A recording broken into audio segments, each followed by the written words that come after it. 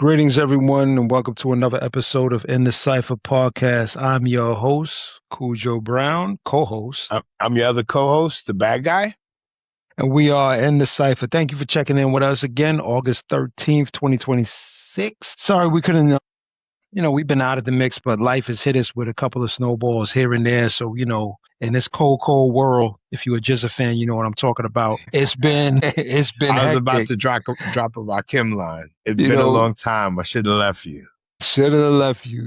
But please, just bear with us while we get our bearings and situated. You know how life is, and you know how life hits you. It hits you hard, it hits you fast, and it ain't got no remorse.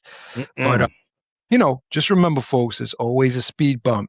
In the grand scheme of things, if there's no life lost and nothing crazy happening, it's still a speed bump compared to everything else. So rock with us right now. That being said, what's good, bad guy? How things flowing with you, man? Man, things are going. We were talking off the air. I got a lot of things in motion right now, and hopefully it all works out for the best. It is better than it's been in a minute, but it could still be better. So that's what I'm aiming for. I can understand that, and I hear that. It's never easy, when we always got stuff to take care of. But I think your aim, as far as I know how you get down. If y'all don't know, my man right here is a family man, 110%. You know what I'm saying? Solid with his stuff. So I'm right there with you, man. Right there with you. So I'm doing the same thing, trying to take care of family, trying to stay focused. So we there, man. So yeah, bro, it's the job we signed up for, right? So let's dive into some politicking right now. Yeah, man, Trump, this dude is a character, right? He's a character. 110%. Trump hid in a catering truck in the secret plane. Listen to me. He hid in the catering truck, the one that comes up on the lift. And then they roll all the carts into the airplane. That's wild. You know which one I'm talking about, right? It's a truck that comes up and then the bed lifts. And that's how they got, And then my understanding is that he left most of his cabinet and the press Most of his cabinet. I'll tell you what he did. Everybody except Pete Hegseth. Everybody. That means Stephen Miller too. I read that the rumor is the reason why Levitt is leaving the White House is because she got abandoned on the plane too. Yes, correct. She got abandoned on the plane. And that would make you think, right? Because her comment in regards to why she's, retiring or quitting is because, she wants to spend more time with family. This is a woman with a family that is, from what I understand, not that old. It's not like she got kids that are like 20 and 30 Wait a second. Half of her family is very old. Her baby daddy's in his 60s. I'm talking about her kids, though, just the kids. But her concern is probably if she's gone, this 60-year-old motherfucker ain't taking care of these kids. Exactly. I mean, he probably not anyway. There's probably a nanny there, but I'm just saying in her whole world, she's probably visioning like this dude just sacrificed me. He sacrificed me. He used me as a decoy, as if my life means nothing. Because it does. Because it does to him. And I don't understand how they think. And I'm not stretching when I say this. This is one of the things about white supremacy, about capitalism that people don't seem to understand is that once they go for, ICE has been going towards people that are immigrants, and you think that it's just going to be maintained between the people that are immigrants, you have a sad, a rude awakening coming for you. Because all these prisons and these complexes that they're opening up, they are not just for quote unquote immigrants and people that are so-called violent. They're for the people that they deem quote unquote not American, that are American, but are not American in their eyes. They will come and get us sooner or later. And that's the prisons are for the future labor class. Yeah. And if anyone out there thinks that we're exaggerating, he has already issued more than one executive order labeling Democrats.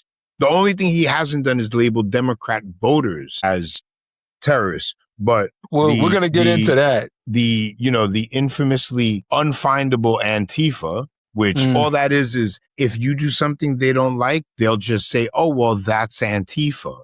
Yeah. And now you have a terrorism charge. Mm-hmm. Yeah. It's crazy. It's But crazy. It's crazy. they don't understand why the left is having no King's marches, right?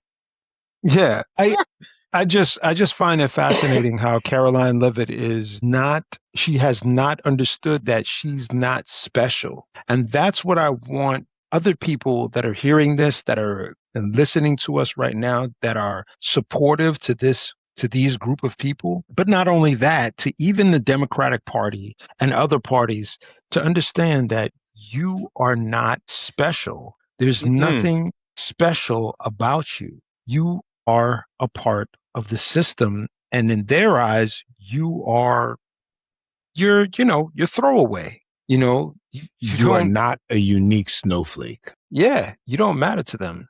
And they're fully aware of that. If you're not aware of that, okay, so no, I don't think they're fully aware of it, because what I see happening a lot is that people will have the delusion that they are the one that is exempt from the way everyone else has been treated thus far, which is crazy work. Because if you're going to sit there and watch a person or a group treat everyone one way and expect that you're going to be the one that slides, you've got mental problems. Yeah. They right? think they're actually exceptional, but they're not. They're absolutely they're not, but they're. And I think this is where that the American dream, or the lack thereof, breaks their psyche. They're brought up to think that they are special, right? And that they are exempt because of who they are. But we've talked about this before, they've arrived at a point in time where all those attributes, these are not all those, it's one or two attributes, maleness and whiteness. But they've arrived at a point in time where those two attributes don't get you as far as they used to. No, they don't get you past the competition stage these days. Why? Because we've got more publicly available, decent education. We've got immigrants coming in from other countries who are coming here literally to take advantage of our education system, right? Or to use the education that they got somewhere else, likely from someone who was trained in the US and then went there to teach, but using that education to come here and dominate the job market because I'm entitled to that job because my dad used to work there. Yeah, that's a good one. That's a good one. I mean, it sounds sarcastic to say it that way, but it is legitimately not at all. Not at all. That's the problem that they're dealing with when it comes to colleges and these universities and them striking down, quote unquote, so-called, they strike down DEI? DEI as well, but they also strike down, this kind of like rights that people can have to actually go into colleges that are underserved, people that are underserved. But you're talking about more like affirmative action. Exactly. Legislation for the schools. But, and I know nobody wants to hear me beat the same drum, but the single largest beneficiary of affirmative rights action were white women. Correct. Right? In every measure of it, because so that affirmative rights movement was specifically for people of color, but it did, like John F. Kennedy said, the rising tide brings up all boats. But what happened was, once they started realizing how much non-white people were benefiting from these programs, they started cutting them. They started legislating against them. They started this myth of the welfare queen, when I think I found out recently, the person who they coined that name because of was a white woman. Oh, wow. Didn't know that, brother. Didn't know that. Did not know that. That's a good one. That is a good one. I think one of the things that I mean, and I'll reiterate this to some degree, is just the fact that Caroline Leavitt and many others that are in her space lack the understanding of how average, basic, and just unnecessary they are. They don't replaceable. I wouldn't say average, basic, or other adjectives like that. I think the major adjective is that in those spaces, especially women, are completely replaceable. I just need Correct. another one that's going to come in and say and do what I need her to until she's frustrated. And then she's out the door and I bring in a different one. Bring in a different one, because it's not like this is new. It's not like we haven't seen another press secretary retire before, because the last one did too. She stepped down as well. Because at the end of the day, these people have to go home and live their lives on a day-to-day basis. They go to restaurants, they go to bars, they go to special events, and they're intermingling with everybody from different backgrounds and different spaces, because they don't want to be in the same bubble all the time. And what they end up finding out is, wow, what I do is disliked to a high degree. Yep. People are not, quote unquote, friendly or kind to me. Happy with me. Yeah. So then now you deal with that. And then you go, okay, I could deal with that as long as I'm making my money, as long as everything is okay. Then you get into a space where the person that you're working for, that you're vouching for, that you're putting your life on the line for, doesn't care. Yep. They see you as replaceable. Like I've said this before, like a school tray in a cafeteria. There's another one coming right and another after. one. You know what I'm saying? And that's exactly how. Yeah, no, it's exactly it though. Yeah, yeah. So this is a good wake up call to the cabinet, and I'm going to be interested to see how, if there's any differences that may occur. I don't think this is not right. This call has been coming from inside the house for so long that everyone is just ignoring the ringer at this point. I refuse to believe that Marco Rubio is stupid enough to think that he's not possibly going to be treated the same way. I don't even think stupid ass Pete Hegseth is that dumb. Agreed. But they all believe in their heart, I'm not the one, because they believe that they're willing to do anything. The problem with Trump is that he eventually gets you to the point that you need to do things that you might not be willing to do. Yeah. Yeah. I think and you make a very good point here, which is, I don't think they're realizing who they're dealing with. They actually think by being sycophants and keep constantly co-signing with him is actually winning him over. This is not a man to win over. If he's not even interested in being faithful or respectful or kind or decent or having any integrity towards his own wives, what makes you think you're special? Or his children. He's never showed any particular love for any of his children except for Ivanka. Yeah, I mean, really, yeah, and that's a little weird. That's more than a little weird, sir. You don't have to dress it down for the audience. Let's keep adults. Let's keep it a buck. No grown man would say, yeah, I'd sleep with her. Like, no grown man would say that, man. Guys, there's pictures of their daughter.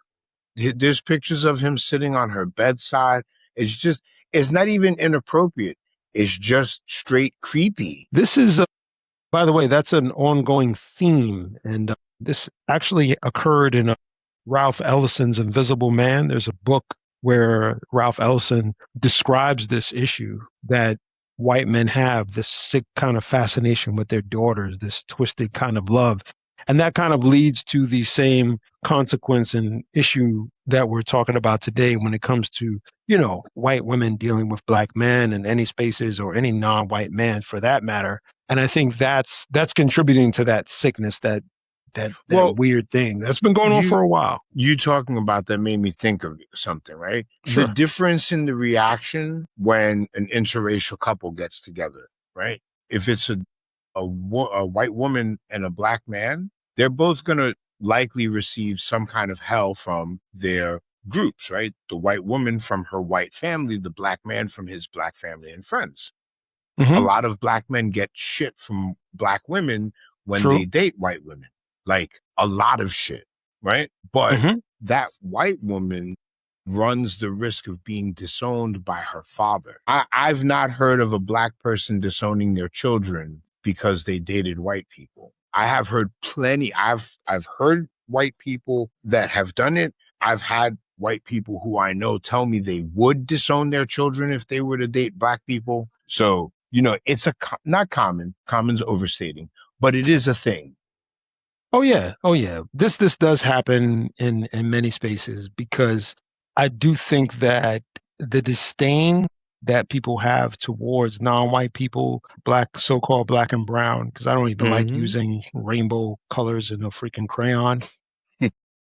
I really don't. I do think that that plays a heavy role, and that's one of the things that I think about when it comes to a lot of And you this. know what? I might have even oversold it on white, because it's not just white people. It happens in No. Asian communities. Oh yeah, It happens absolutely. in Latin communities. It's like there's the infatuation with blackness is so perverse that non-black people who are racist look at it as a stain, right? Like, Yeah, I'm sure black women who are opposed to black men dating white women don't see that black man as carrying a physical stain on his body. But that's how white women are treated when in white communities when they date black men. of course, of course. I'll say this: that there's a difference when a white woman actually dates a black man, much less has a child with one. She's considered permanently stained. Like everywhere she Yeah. goes, she's never going to live that down because they're always going to be like, "Oh, you, Well, he really did one on you." there's Like, there's video of Nick Fuentes. There's video of Nick Fuentes talking shit about this OnlyFans girl, but he's talking shit like he would smash. And then a picture comes up and she's hanging out with a black dude. And all of a sudden, the girl who had slept with 100 guys, because as he framed it, that he would still smash, the minute he saw her with a black person, it was it's over. over. She was damaged goods. Yeah. He called her a mud shark. And it's like, Yeah, so that's an interesting term, and we're I don't want to get too far off topic because we're rolling right now still, but that is an interesting term because I thought it was a derogatory term stating that she was dirty, nasty, or whatever, but it's actually a term designed to disrespect the quote unquote or tried to design to disrespect the black population because what they're mhm. saying is she's actually dirtying your genes. Well, not Mud just that she's shark. dirtying your gene. A mud shark is a bottom feeding fish. Yeah, yeah. So what they're saying is that essentially, like a catfish, she's feeding from the bottom of the barrel. Right, right. It's fascinating really when you you hear these Mm-hmm. you learn a lot, man. There's actually well, I'll get into that another time, folks. There's a book on racist jokes and racist comments, and Mm-hmm. that's that's one of the things. It was actually written recently too, in the last 5 years. But yeah, I do think that circling back around, and in the Cypher podcast, folks, like, share, subscribe. When you're on your area dial, please stay in contact, stay in tune. We'll have a couple more special stuff, and we'll try to get some guests up on here for you. But Mm-hmm. Mm-hmm. We're working on it. working on it. But the thing that I do think is interesting, circling back to Caroline Leavitt and this whole scandal, is they're still not willing to come out and say Trump betrayed me. No, no, no, no, no. Right? Did Right? you see Bill Cassidy, Senator Cassidy? No. After he got ran out of politics by Trump, spent several weeks peacock posing that he was going to oppose Trump on this guy's nomination for AG. He essentially had to do a mea culpa on air in front of a video camera, and he essentially apologized to the people in his state and promised that he knew what he was doing in voting Todd Blanche in as head of the Department of Justice. And Dude, he looks pathetic doing it. I got to tell you something. That one of the things I do think that I'm understanding about Trump and his power is the fact that he is definitely 110% been enabled by the higher levels of the echelon of the elite. Oh, It is yes. very clear that they've said, we like this guy. This guy Mhm. does anything we tell him to do. There's no pushback. There's no drawback. He's doing it all. And it's Mhm. very noticeable, man. It's not even a situation where you can't see this. It's right in your face. And when he's told not to do something, he has a hard, like when he's told to do something that he knows he's not, that will push back and make him look bad because he's such a Mhm. narcissist. He needs the approval of people. He'll say something, but he's still going to do it. Oh, yep. I.e., Israel and funding and guns and all the weaponry that they're pushing over there. Like Mhm. He's saying it. Well, no, I Same mean, an thing. even better example of it is all the court orders they've defied with ICE, with what they were trying to do with the having the post office manage mail-in voting. Right. Even down, dude, even the, I know we're going to go into the FDA food guidelines, but even the press conference he had the other day for the vaccinations. Did you hear about this? No. Tell me what's up. Cheeto's grand idea is to split up the MMR vaccine, right? So if it's either 2 or 3 times that you have to take, I think it's 2 times you take the MMR vaccine, Correct. but it covers you for at least 3 different diseases. One, which is all the rave nowadays, measles, mumps, and rubella. Dude, measles is back, brother. Yeah, there was actually a division. We've had more measles. Go ahead. No, there was actually a division here in New York City where there was a group of Hasidic Jews that were not taking the shot anymore, and that caused a measles outbreak within their community. When we were together at that MSP, and I left to work for the Hasidic Jewish MSP further deeper in Brooklyn, during that time period in Brooklyn was also a measles outbreak in a small community of Hasidic Jews. Yeah. Anyway, back to what I was saying about the press conference. So Trump has a press conference with fucking Gravel Voice, and they are going to issue guidance, and I believe an executive order, mandating that the MMR vaccines be split into 3. There's several problems with this. One, that's a lot more doctor's visits and a lot more actual injections that children will have to get. If it's that turns from 2 to 6 at least. Correct. Right? 2, we don't have measles vaccines. We don't have mumps vaccines, and we don't have rubella vaccines. We have the measles, mumps, and rubella vaccine. So we don't have the stockpile of vaccines to meet this new executive order or guidance from the White House. We would have to license, Trump's favorite word, those vaccinations from European medical companies. You see where it's going? Yeah. Who gets to do the American licensing of these vaccines? Is it going to be one of the Trump boys? Yeah, somebody's going to cash in. Maybe Jared and Ivanka get this one? Somebody's going to cash in, because right now there's already something scandalous going on with the, I don't know if you know about the Los Angeles Lakers. There's already something scandalous going on there. Jared Kushner's little brother is buying it. Like, what the hell just happened right here? Like, it's so confusing. Just weeks after the owner got out of a federal beef that was going to cost him like $10 billion. Well, yeah, there was a possibility he was going to go to jail, you know? So there's a lot of stuff going on when it comes to this, but now we're going to segue and like, share, subscribe, folks. We'll segue into the FDA thing. I think that's important since we're already in this space right now. And this, folks, is something that I don't know if you knew, but I actually thought was a thing, and I was wrong, which is that the FDA food guidelines are actually not as stringent as I thought they would be. No. They basically are stating that now that corporations and companies that are making the food are going to have to now notify people, or the government, I should say, the FDA, when they make a change in ingredients in certain foods that they actually produce. Now, I'm not even going to deny it. I was naive enough to think that that was already a rule. I mean, it sounds like a very common sense rule. It sounds like a real common sense rule.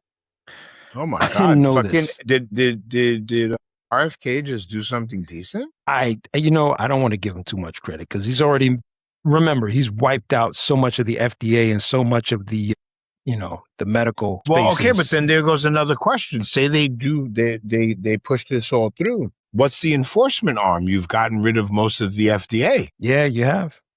You've gotten rid of so much of the actual government that actually would do the quote unquote like pushing to empower other groups to do this. You kind of wiped them all out. So what are you looking at? This is either a play to privatize it and then make money off of it, or it's just window dressing to keep Maha happy going into the midterms. Yeah, there's a possibility it's a Maha happy kind of thing. They're trying to, because It feels a like lot it. of the, Like the MMR vaccine thing is exactly that. yeah, because I not to cut you off, but go ahead, the go ahead. press conference he had exactly zero medical professionals, Hmm. Yeah, right? And yeah, they're giving me advice on what to put in my kid's blood. This right. fucking jackass, bro. I'm sorry to curse.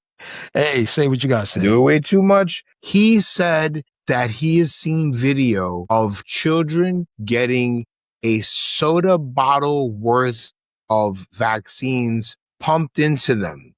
You lying. He used, Yeah. no, he used the term soda bottle size as a drawdown from his original statement that was VAT, Mm, a mm. VAT, right? Like what the Joker fell into in the freaking Batman movie, a VAT per child is what he said.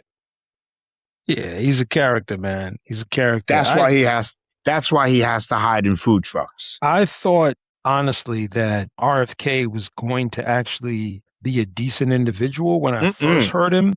Then I started digging more and I've realized like this guy is horrible. But to put him in charge of groups like the FDA and the CDC and all this other stuff, it's just insanity. And It's to how do please you put Maha. how do you put somebody in charge that doesn't have any background in science? And that's Well, one of the not even things. that, not even that, not even that he doesn't have a background in science. He's adversarial to the principles and guiding, guidances that places like CDC and FDA give out. He's Hmm. literally Hmm. adversarial to these things. Not saying that Absolutely. he's wrong about every single thing, but he is opposed to these institutions in general. Not like he's Hmm. opposed to a certain guideline or certain mandates that came down. He is opposed to the CDC as a division of the government. So here's where something comes in, right? And this is something that I think people should read. It's Carl Sagan, who was a scientist that he passed away recently. And when I Mm-hmm. say recently, within the last 20 years ago. And Carl Sagan has a book called The Demon Haunted World: Science as the Candle in the Dark. And what he's basically pointing out is the fact that there's so much pseudoscience out there, so many people that talk about these things that they can't actually prove, and they Mm-hmm. believe them. And one of the things that he points out is the fact that when civilizations or societies are starting to crumble, what ends up happening is people are seeking different ways to solve things and different things that Mm-hmm. they believe in. And that's where this space starts to open up for these witch doctors, these gurus, these so-called healers, these spiritual people, these witches, these all these Yeah. different people to come into Well, space, so a right? lot of those things, are marketing ploys, right? And When you they're say marketing marketed to ploy, the what do you mean? desperate. It, even the proverbial snake oil sales Yeah, yeah, yeah. at desperate people who Right. are desperate to get out of the position they're in, whether it's fortune tellers looking for people who are, depressed because the love of their life left, or because the lady at work won't look at them, or, excuse me, or, down to the guy that's investing in every new cryptocurrency because he's tired of being poor but dumping all his money into a losing investment every fucking day, right? It's all marketing, and it's why Trump got to where he's at, because if he is good at one thing, it is marketing shit. Well, I agree with you that they're peddling bullshit, but I think what I'm trying to get at is the reason why they're capable of peddling these things is because they've already destroyed these actual areas. They've destroyed the consumer and oh my gosh, I can't believe I forgot the actual name. I'm doing this bad today, folks. Hold on with me. The Consumer Affairs Department. They've Consumer destroyed. Protection Board. Yes, they've destroyed that. They've destroyed a lot of organizations within the government so that they can allow these other Mm-hmm. people to come in and peddle these things. And that's the point that is really serious that people need to understand and focus in on, because this is only going to get worse as the society makes a transition. And what Carl Sagan is saying in his book is that in order for our society to keep growing, to keep succeeding, we're going to have to look towards science. And it doesn't mean that science is going to block out and completely push away spirituality and religion in these things. It just means that science will play a role in us actually believing in certain things and following in certain things as opposed to the opposite. So That being said, and I just want to say this, there's a New York Times article out in regards to the fact that they have found another layer within the body. They found out there's a layer in the body that is not just the skin and bones, but in between the skin and bones and the muscle, this type of area that is not quantified yet. And it you're talking about explained to the fascia, it's kind of like fascia, right? fascia. Right? And they're saying that this explains things like yoga, tai chi, Yes. and why they work for the body, because this is another area of the body that they were not aware of. You know what I'm saying? Like, and that was Well, when you say they, and you're talking about things like Tai Chi and yoga, the they is Western society, Western culture, medicine. 110%, 110%. You know that what I mean? really, really devout Christians believe yoga is akin to, Oh, yes. idol worship, or if you want to go deeper than idol worship. But yes, they believe it is of the devil. A lot of they also do believe everything that they don't understand or like is of the devil. That's what I was going to say is that, and I say so-called devout Christians because I don't think they're actually real Christians. Not. I think they're peddling in spaces and acting as if they really care, but in reality, that's not their thing. Mm-hmm. You know, the reality of the situation is they're looking for something to quantify what they already think they know, something to make them believe and feel comfortable in the spaces they're in, you know, and therefore they don't have to actually do the work of figuring out life and why do things break and why is this that way and what's making the stock market go up and down and, you know, all these things. It's really easy for you to find evidence of conclusions you've already drawn. Yeah. At that point, everything becomes evidence of the conclusion I've already drawn because I've already decided what the truth is. I don't need to find it out, right? And that's the problem. I don't even want to say on both sides. That's a problem with human beings in general, right? I agree. We like to think we know these things, and you don't know how many people I've heard speak confidently about things, and it doesn't have to be technical or labor related, just almost anything. People are willing to speak about authoritatively and have no idea what the fuck they're talking about. It takes we'll time. Tell you like if they're a pro. It takes time, man. It honestly takes a lot of time to really make heads or tails of things, and you have to be willing to actually do the dirty work, getting your hands dirty. You know, and a lot of people make the comment nowadays, especially in the hip hop community, when somebody does something foul or somebody does something mean, they go, "Yo, that's dirty work right there." But but to me, dirty work is getting your hands dirty in a way that getting involved, getting into it. Yeah, getting on your hand, getting on your hands and knees, pause, elbow grease, and really doing the work, man. Like you really got to do the work. And I'll say this, and I'll say this real quick. This is something from your man's book, Carl Sagan. This is a really important line. One of the important lines that I think religions are often the state-protected neuroses of pseudoscience. Although there's no reason why religions have to play that role, in a way, it's an artifact from times long gone. In some countries, nearly everyone believes in astrology, precognition, including government leaders. You know what I'm saying? Like, and I'll stop there. But let me say one thing. Sure. I heard this in a movie. I don't remember what movie it was, but it made me think. Science actually strengthens my belief in God. Because that didn't just happen by accident, right? Like the intricate workings of your body and then the intelligence to be able to physically repair that as a doctor, that didn't just happen. I'm not saying that your God or my God or that other guy's God created it, but something must have existed that was like, oh, you know what? I'm going to create these arm, leg, headed individuals and let them run around on this rock for a few million years. It did like I get the Big Bang, but you're going to tell me that every single condition for the last 50 billion years has been perfect so that the bad guy and Cujo could hop on a microphone tonight and talk, spinning on this giant rock in space, just happened by accident? That's dirty work.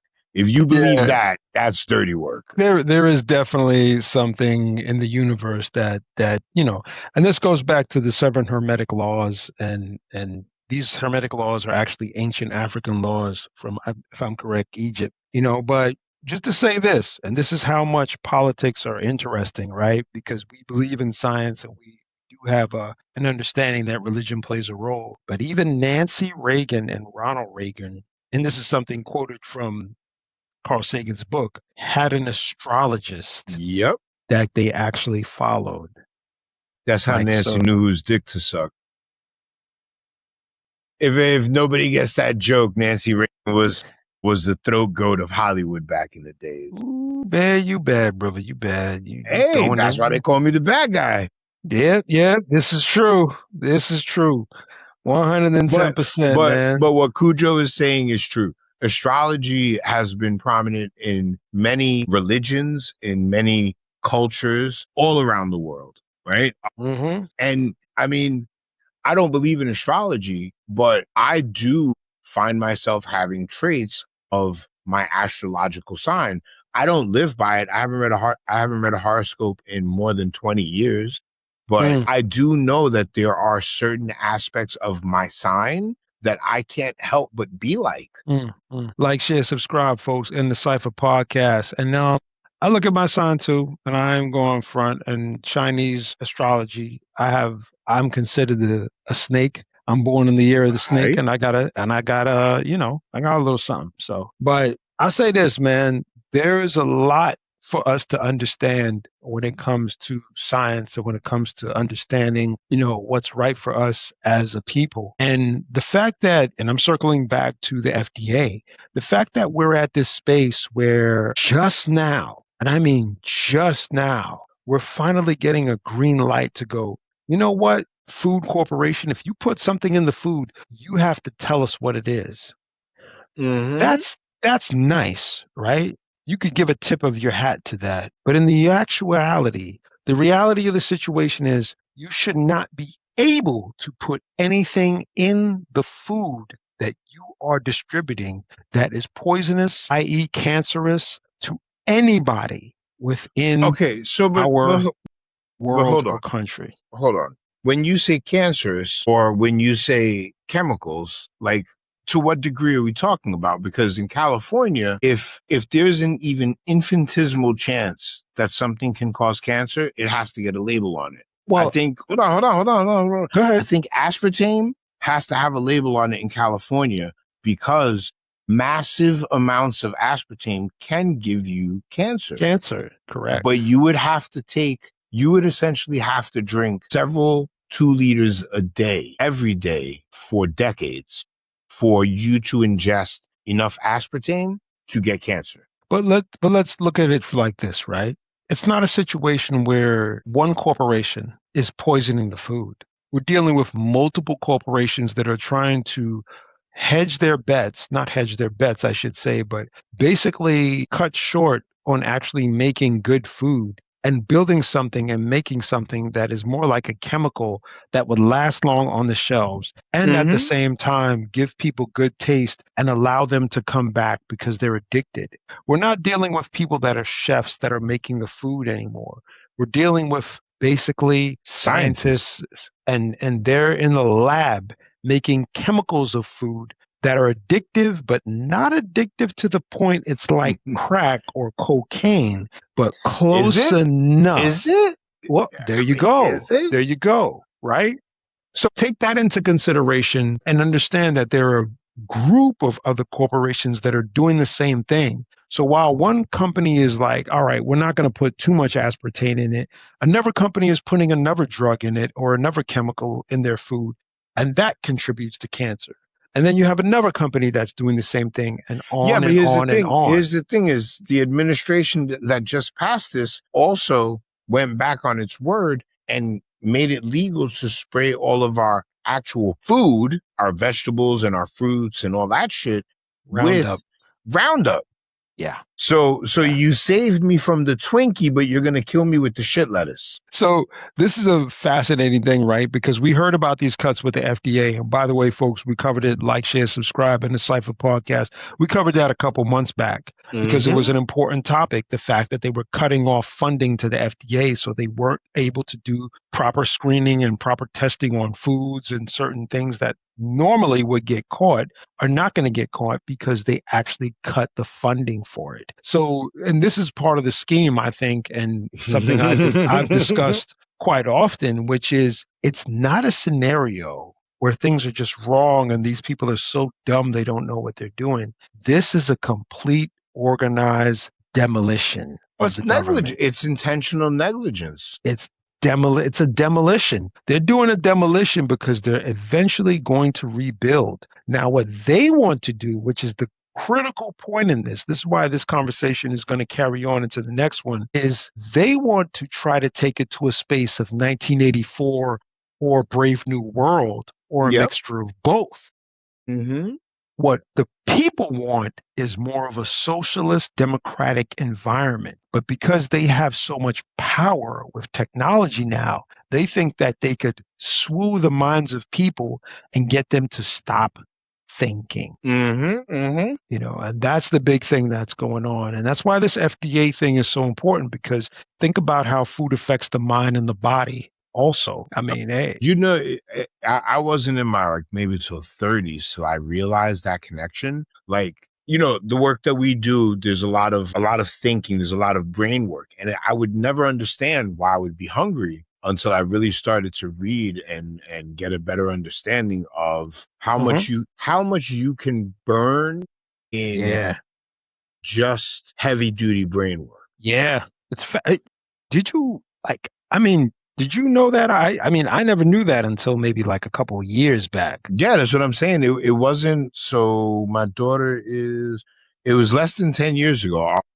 The first time I'd ever even heard anything like that was I was reading The One Thing, which is a great book, and he was talking about how important it is for breakfast. And I'm like, bro, but my brain has always been of I don't get hungry until noon, so why am I going to eat breakfast? That slows me down. Understand? But it's not really true. If you eat a heavy breakfast, yeah, it's going to slow you down. But if you eat something that's nutritious and not too heavy, it's brain fuel. Yeah, yeah. We need it. We need it. Mm-hmm. So now, what I look at the actual changes that happen within our bodies based on the stuff that we get fed, right? Mm-hmm. And you have to say to yourself, the fact that there's so many chemicals in the food that we take in, and no other country on the planet allows these type of chemicals in their food. So hold on, but that's another misnomer. That's another maybe misleading fact. So a lot of the chemicals that you see in the food here in America appears in the food in England, but because their version of the FDA has labeled these things with different names, you might not see red 45 dye. It has a different name over there, but they still use the same chemical compounds in a lot of their food. Now, I know because whenever I've had this conversation, everybody's like, but Subway, yes. Fast food restaurants like Subway, what they sell us as bread here doesn't qualify as bread in the UK. But a lot of that has to do with the sugar content of what they're serving you. It's not saying that Subway's bread isn't a flour-based, baked good. It's just that it contains other things like sugar or sugar additives that would classify it over there more like a muffin or a cake. From what I understand, right, this is the big thing. The thing is that in these other countries, they label their food. There's Yes, still labels. that is also true. That is also true. And that's a big difference than being in an environment where you don't know exactly what you're eating. You're not sure if this food is actually healthy. At least give the people a chance. And that's the difference where I've had discussions with people. And let me say this. I've had discussions with people where they tell me, they're like, well, you're trying to eat organic. I mean, how do you even know if it's organic? What if they're lying to you? And my answer is really simple, which is it's one thing if I'm the one that's making the decision to eat non-organic. And then I say, hey, you know what? Chalk it up to the game. It is what it is. I am not eating organic. And if something goes wrong, that's on me. But if I'm trying to eat healthy and I'm making the right decision and I get deceived, that's a whole nother story right now. That means that the Now onus that's is starting to not. sound like my situation down here. I'm sorry to cut you off. Hey, nah. You could definitely, elaborate on that even more as we progress.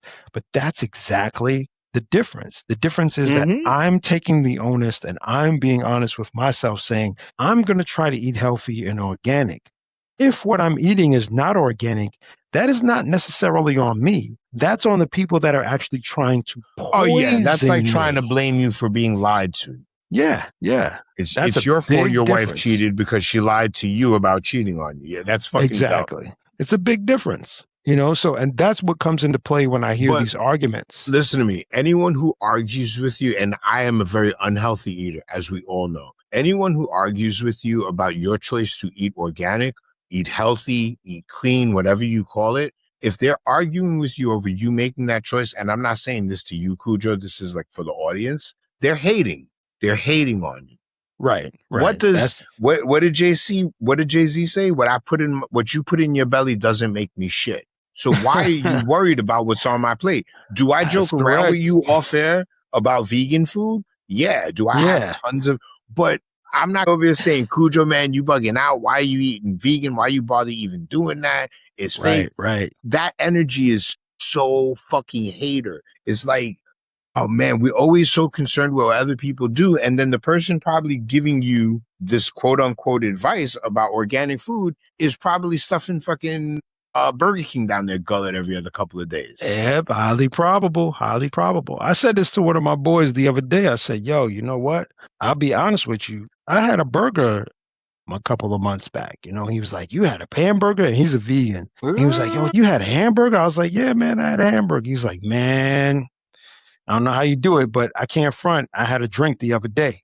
You see? You know what I'm saying? And y'all didn't hate on each other. I thought that was going to go a whole different way. I thought he was about to start giving you grief over it. Yeah, but the other side of the coin is you have people in that community, right? Let's say vegans, who will give each other shit because you were human and you ate a cookie that wasn't 100% vegan. Yeah. And the thing is this, right? You said it first, which is we're human. That's the reality of the situation. And we have to be honest about that. We can't sugarcoat it and say that we're perfect and everything is going to be grand hunky-dory. It takes work to be healthy in an environment that's conducive and trying to make you unhealthy. You understand what I'm saying? That's a job. Say that again. You're constantly fighting. You're constantly fighting because even when I go into Whole Foods or Trader Joe's that's supposed to be healthy, there's always junk food there. Always junk food there. It's slightly healthier, more expensive junk food, but it's still junk food. Yeah. Say that again, man. Slightly healthier. Okay, so we made the cookies in the store, but they've still got the same amount of sugar and chocolate chips in them. Right. It's still and at don't the get end me wrong, of the day. Those are some bomb-ass cookies. But it's still a cookie.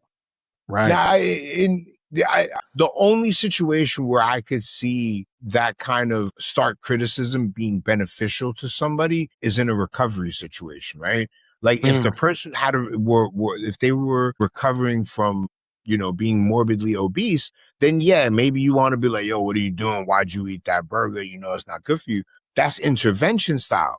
But you're a healthy individual, bro. You've been on this job for a long time. So for somebody to turn around and try to give you shit because you ate something that they might not have been willing to eat is wild, especially because it was like a one-time thing. It's just, and people are like that. It's like, bro, stop judging me, man. Stop throwing stones. You know what I mean? So this is a big thing, but this is a big overall health conversation because even for me, like I've had people come to me that are my age and be like, and they're my height, but bigger than me and as far as like weight. And they're like, yeah, I'm trying to get to where you are. And I tell them, I'm like, yeah, I'm different because I was kind of born slim. You know what I mean? Like you can't compare yourself to what I do or do what I do in certain aspects. You got to figure out what works for you. So there's some people that can eat meat like beef, pork, and all that other stuff on a daily basis And process it. and work out like juggernauts. That is not the majority of the population, but there Yeah. are some people that could do that. You understand? And I know Mhm. that. So I don't like look at them and go, yo, y'all wildin'. No, that's good. That works for them. For me, I know that I can't. If I eat meat and all that other stuff on a daily basis, and trust me, I have chicken and fish at least at least 3 times a week. And I know, like, yo, if I probably went complete vegan, I'd probably be even healthier. But that's one of my fights. And that's the thing I'm trying to get across in this conversation is that everybody has their own particular fights to deal with when it comes to Yep. health. I like cookies. I like I chocolate was chip telling my cookies, wife man. that the other day. I was like, yo, Cujo will fuck up a cookie. Me and her were talking about cookies. And I was Yeah. like, Cujo will fuck up a cookie. And she's like, for real? I was Yeah, I like, yeah, destroy them your man's, shits. I was like, yo, your man's on his health shit, but he weak on a cookie, bro. Yeah, yeah. I asked my lady. She got me Mhm. two boxes of cookies from Trader Joe's on like Monday. They've been finished since Wednesday. You know what I'm saying? Like that's just what it is. Oh, You know? man. I laugh So because that is literally my life, bro. yeah, that's what it is. I destroy them joints, and that's just how I function. But I Mhm. know, like, yo, if I remove those from my household, I'm better. But the other thing that I have, and this is for me, and the folks, we going on health heavy right now, but this is all personal and some things that y'all could take with you when you rock. But you know, my lady knows that I like cashews. Mhm. Cashews, unbeknownst to most people, look this up if you doubt me. Cashews take Yep. more than 2 to 3 hours to digest, right? In those 2 to 3 hours, and I believe it's actually 4, if I'm correct, you're not actually not eating.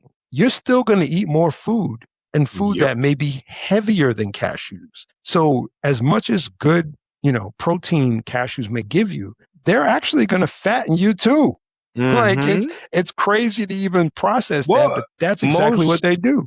nuts are pretty heavy in fat. Peanut, which when I did keto, peanut butter was like a lollipop for me. I would have at my desk at work. I had a jar of peanut butter, and I Hmm. would go grab a plastic spoon, eat some, throw the plastic spoon out, put the cap back on, and the next time I got even the slightest urge to eat something, spoon of peanut butter. But Right. I was also doing jujitsu at the time. So I was Ah, burning off. I was on a high I protein see. diet. I The see. fat was getting burnt. I was sizzling the fat off. I sweat. I sweat in the winter, not that ridiculously, but I sweat a lot. So when I was doing jujitsu, my brother. Yeah, yeah, yeah. It was all happening for you and it was proper. Mhm. Healthy, man, Yeah, healthy. man. But this is something that again, you have to say to yourself, there's definitely a group out there that is focused on throwing us off as a so-called society. Meaningly, they're not just focused on policies that are quote unquote financially debilitating to us. They're also focused on policies that mentally mess us up, physically mess us Physically, up, so that we're not capable of actually fighting back. not actually Like, fighting, and we're dependent. We're incapable of fighting back, but we're incapable of fighting back because we become dependent. The yeah, because the dependency food's is the addictive. key. The food's Well, and not just addictive. that it's addictive, it's not easy to, one, as you can attest to, eat clean all the time. Hmm. It's not Yeah, easy. It's expensive. And it's not like you can get, yes, there's some people who live quote unquote off the grid and they've raised their own crops and all that, but it's not feasible for the majority of modern man it's far to, and few in between. Yeah. yeah. And the ones that do it are doing it mostly for spectacle. Hmm. Right? If they had another way to make money, they would be doing something else with their life, but they found a way to make money from their self-imposed hardship. Possibly, possibly. There are definitely some people that, and I got to check out a couple of people that live on farms that I know, and so one person owns a farm, So it's definitely a lot to process when it comes to that. There are spaces where I do think people are making a concerted effort, but I do employ people if you get a chance and you have the opportunity to go to the farmers markets and buy from farmers that are coming down into the city. I think they should definitely get a push. That being also said, is Mondani is in New York City, as most people know already, is also opening up the first city-run, grocery store. You mean So he's going to make all the supermarkets go bankrupt? I mean, Was the one I heard the other day that they're going to put bodegas out of business? it's utterly ridiculous. Bodegas, man. Listen to me. If you're not from New York and you don't know, bodega's a corner store. They used to be owned by mostly Dominicans and Puerto Ricans. There's a lot of Middle Eastern people from the other side of the world that own it now. All that to say, you will never, the only thing that puts a bodega out of business is either a better bodega or a fire. Exactly. That's it. There's bodegas that have been in their storefront longer since my mother was a kid. Right. My mother's almost 75. So bodegas don't go out of business. No couple of stores that he opens up in each borough is going to even make a dent in the, if anything, it's going to drive business because they'll go to that store, save money and not be able to get everything they want, and then have a little bit of more money to go to the other store and get the thing that they actually want. Right. Because they're going to be limited in the diversity of things that they'll have. They're not going to have certain things that are ethnical, like certain foods that are from the islands that me and you, well, not just that. It's going to be, if you go to Walmart, right? If you go to, down here, we have Walmart and Publix. If you go to Walmart and Publix, you will find stuff from all of the same companies. But in Walmart, you'll find a lot of a few things. In Publix, you'll find a little bit of a wider variety. So what's going to wind up happening with these stores that Mamdani wants to open is it's going to have to do more like Walmart. In order to get bulk pricing, he's going to have to purchase things at higher amounts, and they're going to have limited types of things or limited variety of things. You'll be able to get ramen, but you ain't going to be able to get 12 different kinds of ramen, the spicy one, the not spicy one, the shrimp and the pork, right? You're not going to have as much variety. But any of that does anything to damage private-owned businesses because they're not taking away. It's not a zero-sum game. People still are going to have to go. Out of pride, will not go to those Mamdani stores. Out of the inability to actually go to them because they don't qualify to buy there. It's like, it's the stupidest thing, and it's because corporations have this zero-sum mentality. If you take anything off the table, you're taking it out of their pocket is their mindset. It's not the truth. I don't think that they think the zero-sum mentality. I think they're just greedy. It's just flat out greedy. But that's what I mean by zero-sum. Every dollar that gets spent in one of those Mamdani stores, to them, is taking money out of their pocket. Even though those people that are going to that Mamdani store were probably not spending that much in Gristedes, right? Those people that are going to go to those Mamdani stores aren't running up the snap card at fucking Trader Joe's. Right. And you got to look at this, right? The scenario of the situation is just that it'll force these so-called private companies, these corporations like your ShopRite, like your Whole Foods and all these other ones and such forth, Associated and all of that. It'll force them to actually reconsider and reconfigure their prices because people are not going to want to shop there. People are going to go, why am I going to get broccoli for $5 that's organic from you when I could get broccoli that's organic for $3 or $2 from over here? It doesn't make any sense logically.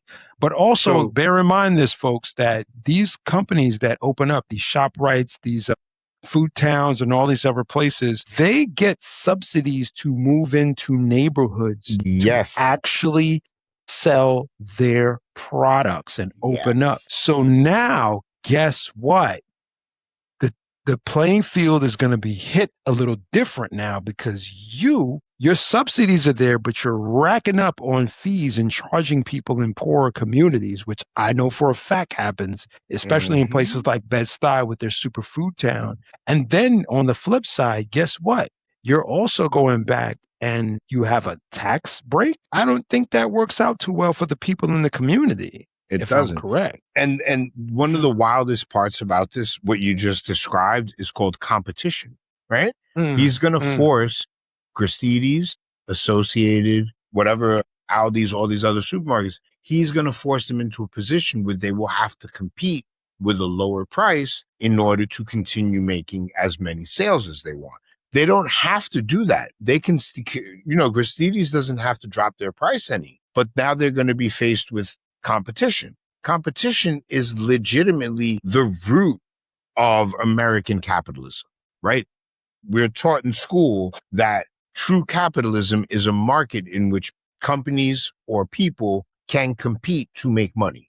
And that's what he's going to make them actually do, because what we have in this country is a lot different than what we've been taught capitalism was. We were taught it was one thing, but what we have in this country is more of corporatism, where corporations are allowed to profit obscenely while running smaller businesses out by closing down competition. Yeah, I just don't think capitalism is at any point in any sense works. Whether it's regulated or not, at the end of the day, it is a snake that will consume itself. That's pretty much what I think, and that's always been, because again, capitalism is a derivative, or a spinoff, I should say, of slavery. So it demands exploitative processes. Well, it's really more like another iteration of it. You're not wrong in what you're saying there. In order for capitalism to succeed, you have to pay the majority of the people involved in the system as little as possible, so that the people at the top of the system and the corporations can profit. Without profit, there's no capitalism. So you're not wrong. I don't disagree with you. It's exploitative by nature. It's exploitation at the end of the day. You know what I mean? Just like a pimp, like, yo, you go out and make that money and you bring them coins back to me. That's exactly what it is. Oh, that's what it is. Yeah.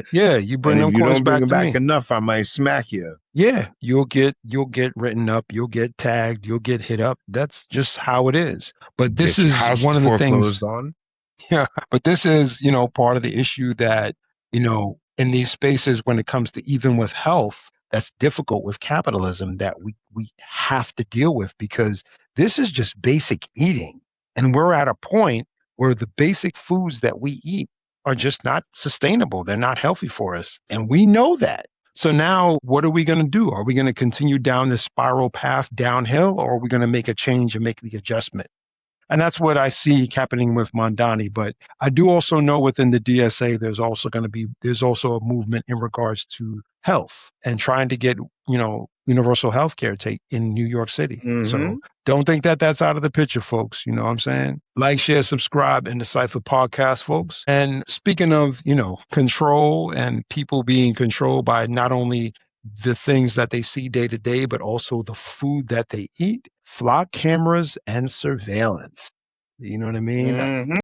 This is, and I didn't mention this, but I'll mention it now. This is one of the articles that was on The Hill and in the New York Times about flock cameras, and they're, all over cities. They're everywhere. And a flock camera is down the block from me as well, by the way. There are 8 flock cameras between here and my daughter's school, my daily drive. There are 8 flock cameras. Yeah. 8. And I drive in the opposite direction of the concentration of the flock cameras. If you go down Dale Mabry, if you head anywhere down into Tampa proper, there's flock cameras everywhere. Right. But I do know that several localities in some states are starting to pull their flock camera contracts. Really? Not for the benevolent, loving, we don't want to monitor you reason. They have shit hardware. It is the enshittification of end stage capitalism. Yeah. Now, how are you going to sell this product to virtually, almost every state has flock cameras in it? How are you going to make this sale such a vast sale of this product, and it is absolute shit? They're very easily destroyed, right? Forget about taking down the pole or anything like that. Just the camera itself, the encasing, the hardware used to run it is all crap. Mm. Cheap. By the way, Get it I out the didn't door, know. deal with the shit later.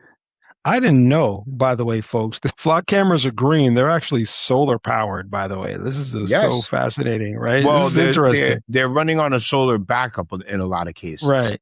Yeah. And their main purpose is obviously collecting data, and that's your license plate. Obviously, they could see you folks and see your faces and definitely do facial recognition along those lines. I'm Man, 110% sure of that. you are so yesteryear, brother. Those You know, flock cameras, well, not necessarily the flock camera itself, but the systems they tie back into run gait detection software. mm. Are you familiar with gait detection software? No, please enlighten. All right. So gait detection software is in some ways better than facial recognition. Facial recognition relies on seeing clear pictures of your face and analyzing them. Gait detection detects your actual physical movement and then identifies you that way. Mm. There Right? you Like go. my wife says she can see me down the block without even knowing it's me just by the way I walk. So Right. we all walk in our own very unique way. You Correct. can try to hide it, but certain things just come through, like a facial tic, right? So it's better for mass surveillance in so much as you can pick people out in a crowd now. Yep. And then roll it back to facial recognition for confirmation. Right. There's a lot that's been done with these flock cameras, and there's also been a lot of corruption. And one of the things that's happened is there are also police officers, because the flock cameras are connected with the police departments, and now they're gathering data and gathering information. And when they find out that you have done something incorrectly, or maybe you have an outstanding bill or something like that, these cops can actually pull you over and have conversations with you and ask you like, well, you got this due to to deal with. They could also, there's also what has happened with these flock cameras is that they are making mistakes, folks. And this is important to understand, where flock cameras have misread license plates and have had people pulled over by police officers and then have to have these interactions that could lead to violence or somebody getting arrested because the flock camera swears that it's the correct license plate when it's actually inaccurate. It's highly dangerous, very dangerous, especially for non-white people in these spaces. So this is something that you have to consider. But this go ahead. If that wasn't bad enough, there's also another really bad problem with those flock cameras. They're easily hackable. Yeah. A lot of them are running on Wi-Fi or 5G equipment that's being run with default passwords. Right? There's been plenty of stories of people hacking into the local network that the camera is using to communicate back to wherever it's feeding the video. Right. And once you're in there, you can pretty much just watch the video. So this is one of the things, this is actually one of the things that there are actually a bunch of websites out there, folks. Like, share, subscribe in the Cypher podcast. But there's a bunch of websites you could actually go on and actually tap into webcams where you could actually see live and direct things that are going on. During hurricane season down here, I stay all over those cameras. And I'm sure I'll be able to get on some flock cameras legally. They're definitely being hacked by that system. One of the things I also want to mention, there is pushback on this by certain grassroots organizations. One website called DFlock, which will give you a list of all the flock cameras in your area, which I think is extremely important, because ultimately, if you do get pulled over and it may be a situation where it's incorrect, which highly possible because they've already done it, you can push back. You could have something to say and let it be known that, yeah, you got the wrong person. It's the wrong identification, wrong thing. But you're aware that there's a flock camera in the area so that you could actually do something about it. And you could also push back on it in general to your city councilor or any other organization or group, because police officers have been abusing this in different ways as well, where they actually go after past quote unquote lovers and stalk people that they actually are dating. So, which leads to a whole nother conversation in regards to police officers and what type of rights they should have how powerful they should be, and who actually should they be reporting to? Should they report to the state, to the city, or should they report to a city council of people from the neighborhood and from the community? Very interesting. Like, share, subscribe in the Cypher podcast, folks. But this leads me to what our next thing is, which is surveillance is heavy, and it's not just within our, license plates. It's also within our phones, right? All our phones take images and pictures of our face consistently based on what we're actually seeing. We know recording our voices live,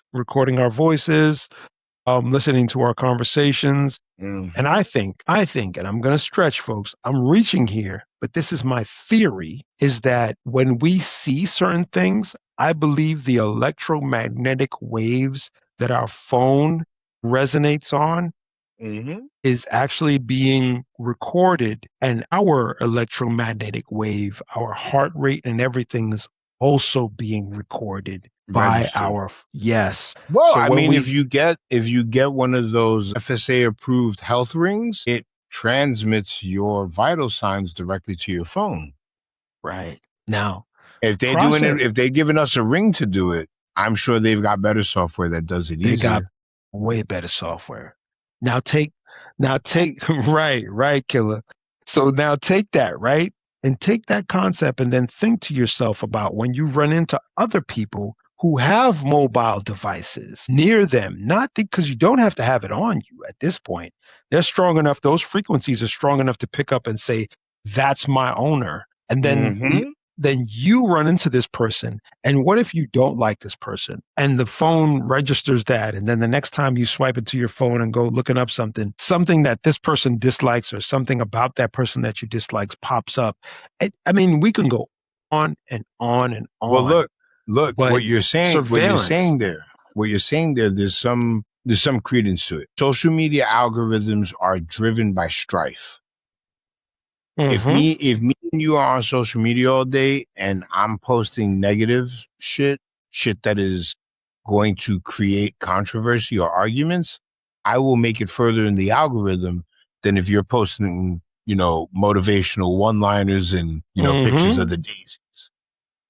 The daisies. But it's true. No, you're right. Controversy and strife sells. Yeah.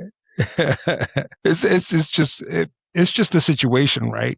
We're talking about we're talking about surveillance, and we're talking about the fact that we're in a space right now where we do have access to things that will make us happy, things that will give us instant dopamine hits and gratification. And then we'll scroll and see something else that'll give us another hit of gratification. And by the way, folks, just a FYI, I'm also a gamer. I play video games from time to time. I'm not a heavy gamer like I used to be, but I was in there. And there used to be something to playing a long video game, an adventure video game, an RPG adventure, and sitting down and figuring out the puzzles and figuring out the issues and how to actually get to the next level and actually doing some critical thinking, believe it or not, folks, in video games. And that is actually now an issue with the video gaming industry because people don't have the patience to actually sit down and figure out how to solve problems in a video game. Because we're used to enshittified media. Right. So now think about this, of the conditioning that's actually going on, because I'm using that as one of the baselines, that even that is not enough for the average, regular, so-called American. So we're looking to more things that actually would give us that space of quote unquote fulfillment at a quicker rate. So you deal with that, and that is the Brave New World, the Alexander Huxley style, right? And then you look at the 1984 part, the George Orwell part, which people were curious about which one is it going to be? It's both. It's both. Right? Keep them sedated and monitor them.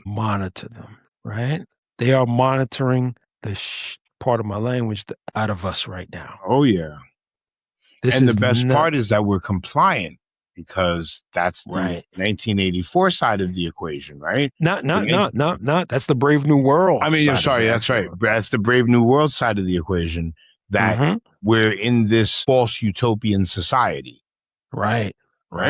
And I employ people to check both out. It is worthy of checking both out because they're going to keep pushing these ideologies onto us. And I hope I didn't butcher his name, Aldous Huxley. I said Aldous Huxley. Yeah, I said Alexander, right? Yeah, that's me butchering shit. It's me butchering stuff, folks. But it's a world state control society, and it's genetic engineering, which we are on the cusp of already, conditioning, and drugs. Weed is legal. Yeah, may I say less? You know what I mean? And they're good. Encouraged, but no, look, and I would consider myself probably a prolific pot smoker, but it is another sedative for the masses. If you keep people sedated, they won't be trouble. Right on. But guess what else is on the list? Food.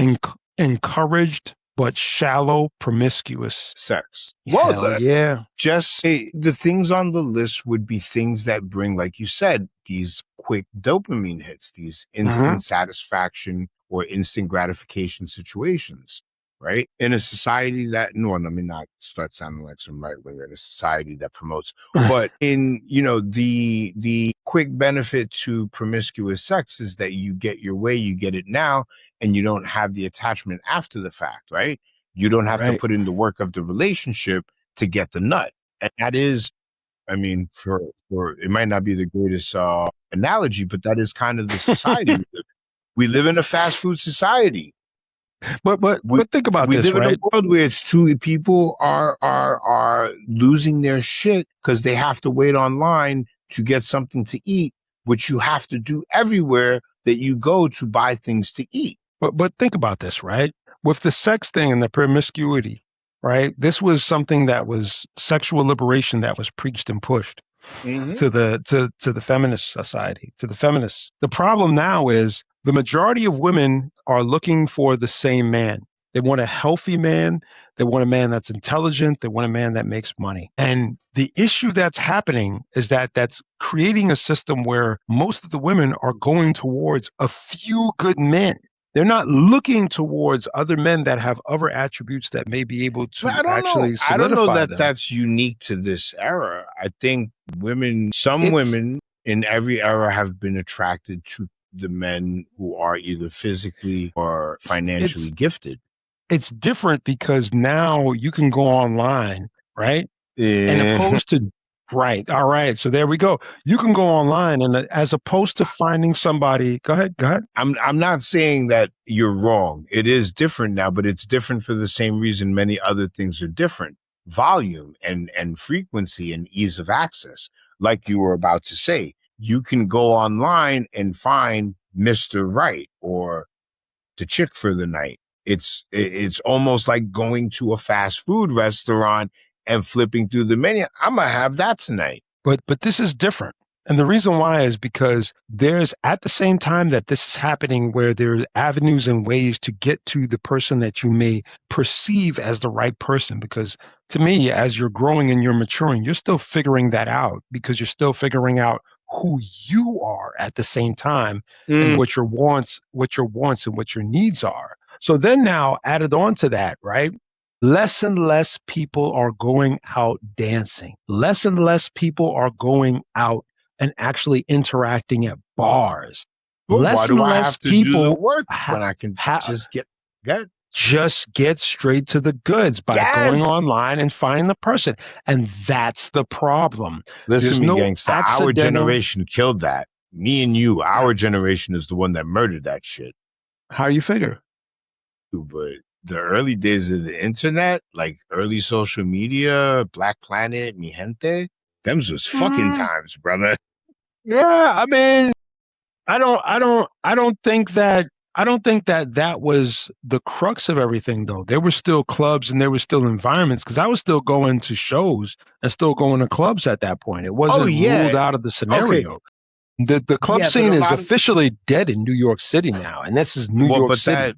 Like a part of that you're not putting into the equation is COVID. Well, it's not just COVID, though. Prior to COVID, New York City was still New York. Yeah, but COVID just accelerated the direction that things were already going in. And that's what I'm saying True, to you is, true, and that's, true. and that's what I'm saying to you is that ultimately there were other circumstances that were happening at the time outside of just the internet that were causing this situation. Technology definitely plays a role. Technology plays a role in the conditioning because the way the algorithms are set up, they're conditioning us to be quote unquote divisive with each other, just completely divided across the board. But Unhappy. and unhappy, right? So Mm-hmm. you and not curious about the other side. But you think about this with when it comes to sex and when it comes to promiscuity, it creates this kind of like so-called alpha male space and then these so-called betas after. And there's also a third one, but I forgot what it is. I think it's called Sigma. Sigma. Sigma. But again, I've said this prior and I'll say it again. There's actually no such thing as an alpha the way that we think about an alpha. It's actually very different. And if you look up the man that studied wolves, he actually has a better understanding. He explains the alpha the way it actually is, which Well, an alpha is basically like a healer or a carer and yeah, I person was that gonna say an alpha male in a pack is not just a leader, but it's a how would you warrior. say? It's a warrior Well, too. no, not just warrior. Leader would be warrior, right? The one who's out front fighting. But he's also the one, when you say caretaker, he's the one that allows the older wolf to walk in the back while he leads the pack. He's the one that allows the women to protect the females to protect the cubs because he's giving of himself and protecting. Yo, the alpha is actually in the back. The young Pushing ones the are pack forward. Yeah, the alpha's in the back to watch everybody in the front. That's what the alpha does. The front ones are the younger ones that are have a lot of vitality, and as soon as somebody comes, they could fight. The alpha's in the back, like, yo, we don't need to do that. Hey, such and such, are you okay? Blah, blah, blah. Like literally managing the whole entire pack. Gotcha. That's the ill thing about the alpha. That's the funny thing. They care about everybody. It's not just about fighting and defending. You know what I'm saying? Yeah, it's not just about dominating, which is what alpha male mentality in this world is now. Yes, it's more about dominating. Among so-called humans. But see, now here's the thing too, is that a common behavior that I find in people who claim to be alpha males is that they're very subservient to other men who they feel are alpha males. Like all these, we were talking about Max Miller and Bernie Moreno in I believe it's Ohio. And they would both tell you privately, well, I'm an alpha male. But Bernie Moreno's willing to bitch up and let another man beat his daughter and granddaughter, right? Crazy. And Max Miller is willing to bitch up and do whatever Donald Trump tells him to do. So that's not really by the definition you gave me or the definition they would give me, alpha male. No, absolutely not. Absolutely not. But this is indicative of the situation that's been happening. But they're so conditioned, and we're so conditioned at this point that we look at these people as so-called leaders and supreme in their right, but they're actually not. And this is why the conditioning that we have is so dangerous when it comes to love and relationships, because we look towards the person that has power. But if you look towards the person that has power in a corrupt, quote unquote, upside down reality, I mean, what are you essentially looking at?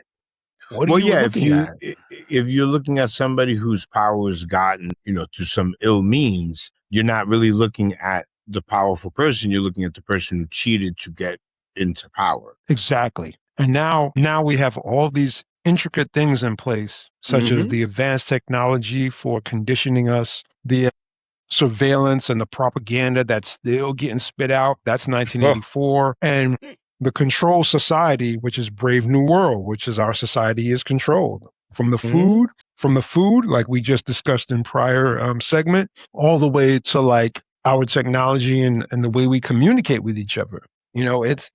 It's a dangerous space. It's a very dangerous space that we're in, right? Yes. Because like I said, that's true. It is a very dangerous space.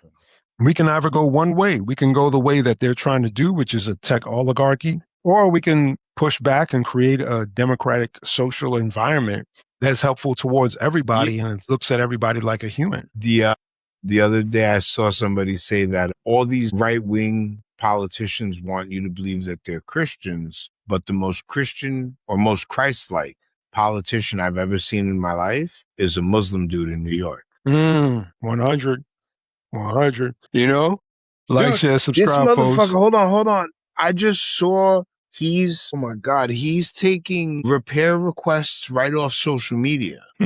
Nah, I'm serious. I Like, know. they've got I'm several watching, bro. video. I'm here. I'm here. I'm watching it, my dude. I know. Yo, I We saw just that talked shit. I'm about it. like, wait a second.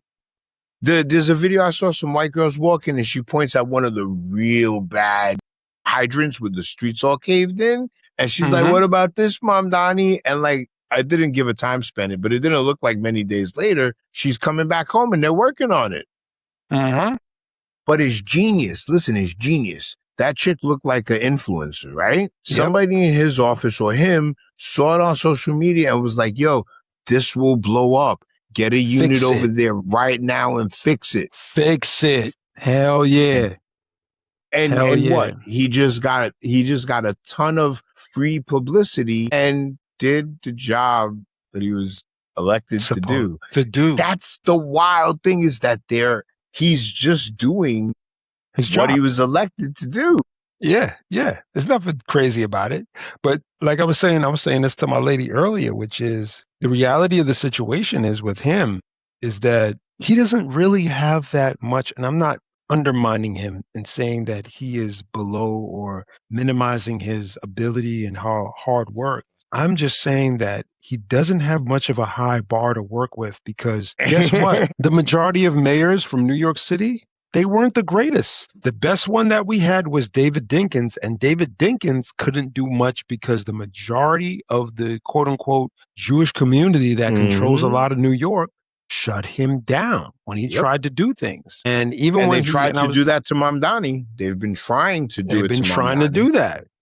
They're trying to do that. He can't go a week without somebody asking him about Israel. Exactly. So this is a scenario that I was telling my lady, I was like, look, they know what they're doing. They're not ignorant. They're not stupid. See, but now, and here's the thing, is that low bar that you're talking about, it's the low bar. The low bar of entry, again, is just doing what you can find almost every single mayoral candidate for the city of New York has promised in one way or another to fix the streets, whether they promise to fix the potholes or fix the sidewalks but they promise to fix the actual physical part of New York City, the streets, and none of them did it. And this dude, don't get me wrong, New York is still littered with potholes. If there's a bus stop nearby, the streets are destroyed. But of course, he's got so much attention on him, good and bad, that all he needs to do is send it's probably not him. He probably found out about it getting fixed on social media. He probably has somebody in the office and they're like, yo, send a sanitation crew out over here to fix this. Handle that. Real quick, handle that. Take care of that. It's like he came up with the cure for cancer. He's doing his job. Basic, folks. ABC. ABC is if you know Grand Poobah from Brand Nubian, you know what I'm talking about. ABC. You know what I'm saying? So that's what's up, man. But again, circling back to what we were talking about surveillance and actual control in 1984 or Brave New World, we definitely got a mixture of both. And if you doubt me, go check it out yourself because there's a lot of surveillance going on. There's a lot of also so-called freedom. But this was something that was said to me that was reiterated in a movie, which is if I give you your freedom and give you the cars that you choose from, are you really free? Freedom is an illusion. So you got to bear that in mind. So let's dive into the next one, man. And again, like, share, subscribe in the Cypher podcast. This is something that's crazy with this dude, Max Miller from the White House. This dude. Oh, yes. Yeah. This is one of those subjects that got me pretty hot under the collar for a few reasons. Well, mainly because as a father, he's been accused credibly of abusing his, at the time, toddler child Right. in a way that resulted in a broken collarbone. I've raised 4 kids. I've never done anything intentionally that put my child in a position that would have broken a bone, much less a collarbone, not like an arm that got bent the wrong way, right? You've got to be striking their body to catch a collarbone. So what were you doing? And then, what he did to his wife, who happens to be the daughter of a U.S. senator, who didn't say anything for weeks. Not that this wasn't known, but he didn't have anything to say for weeks until he got permission from the GOP to actually have feelings about his daughter's condition. Crazy. And now we're in a situation where other people are looking at him and they're going, all right, so, this guy's obviously a head case. So what are you going to do, so-called Republican Party, the people that are righteous and so religious and all this other stuff? What are you going to do? They'll keep And him what? around until they find a Democrat to get rid of. And then when the Democrat has to go and they're like, well, but you still got Max Miller, he'll be the sacrificial lamb at that time. But until then, he is still a vote. And that's all the GOP cares about. They don't care about your personal life, what you do in your personal life. All they want to know is that you're going to come in and support President Trump. I don't think he's going to make it. I think this publicity is horrible for him. He's not going to make it. I don't disagree with you. I don't disagree with you, but I also don't think that he's going to lose many votes over this. You think so? Yeah, I don't think so. I think he might lose a lot of votes on this. Too many votes. I think he'll still make his 38% of the vote. If he's running in a general, I think he'll still make his 38. He might not make much more than that, but he will make 38% of the vote. And from the loose description I gave, he doesn't deserve a single fucking vote. And basically. Right? If your whole persona is alpha male, this man has abused women and children. You're not the protector no more.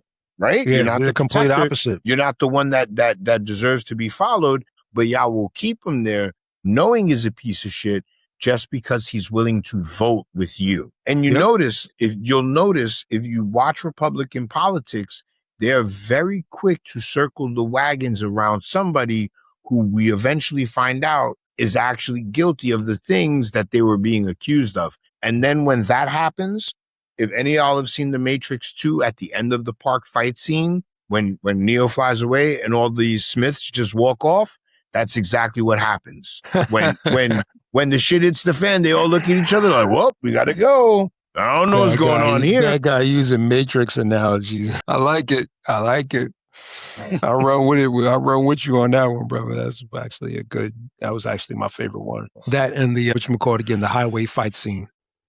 Yeah. That's an amazing fight scene. That's an amazing fight scene, bro.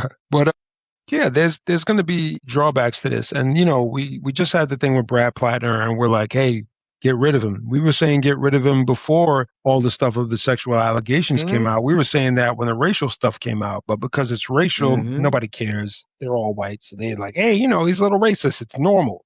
But now, the issue comes out in regards to him actually, having issues. Well, it was when he started having issues with white women. Yes, exactly. I'm sure if Graham had jungle fever and those same actions were being taken towards Black or Latina women, wouldn't have been such a big deal. I mean, this dude just threw boiling water on his Latina wife. Crazy. And nobody gave a shit about that. Nope. Not even her daddy. Nope. And this is the thing though, like this is something that's ongoing, that's not going to change. But with him, with somebody like Brad Plattner, I look at him and I'm just going like, yeah, we know he's trash. If you want to keep running him because you think, oh, it's just a minor thing, being that insidious or quote unquote evil, as you may say, is not a situation that can just get bypassed. Because again, if he's willing to do this to people that are non-white, he's going to be willing to do it to other people that he believes are lesser than him. And that happens to be, guess what? Women. Yep. So, well, yeah, behavior like that resurfaces in other places. It's not, Racists tend to be bigots too. Yeah.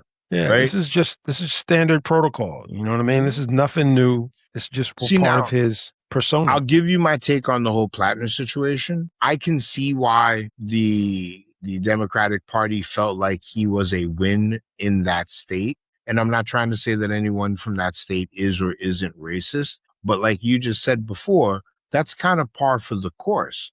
He made some black jokes. We all kind of do that. And that was I think that's the mentality that went behind promoting him, knowing he had so many possible skeletons in the closet. He harassed a chick.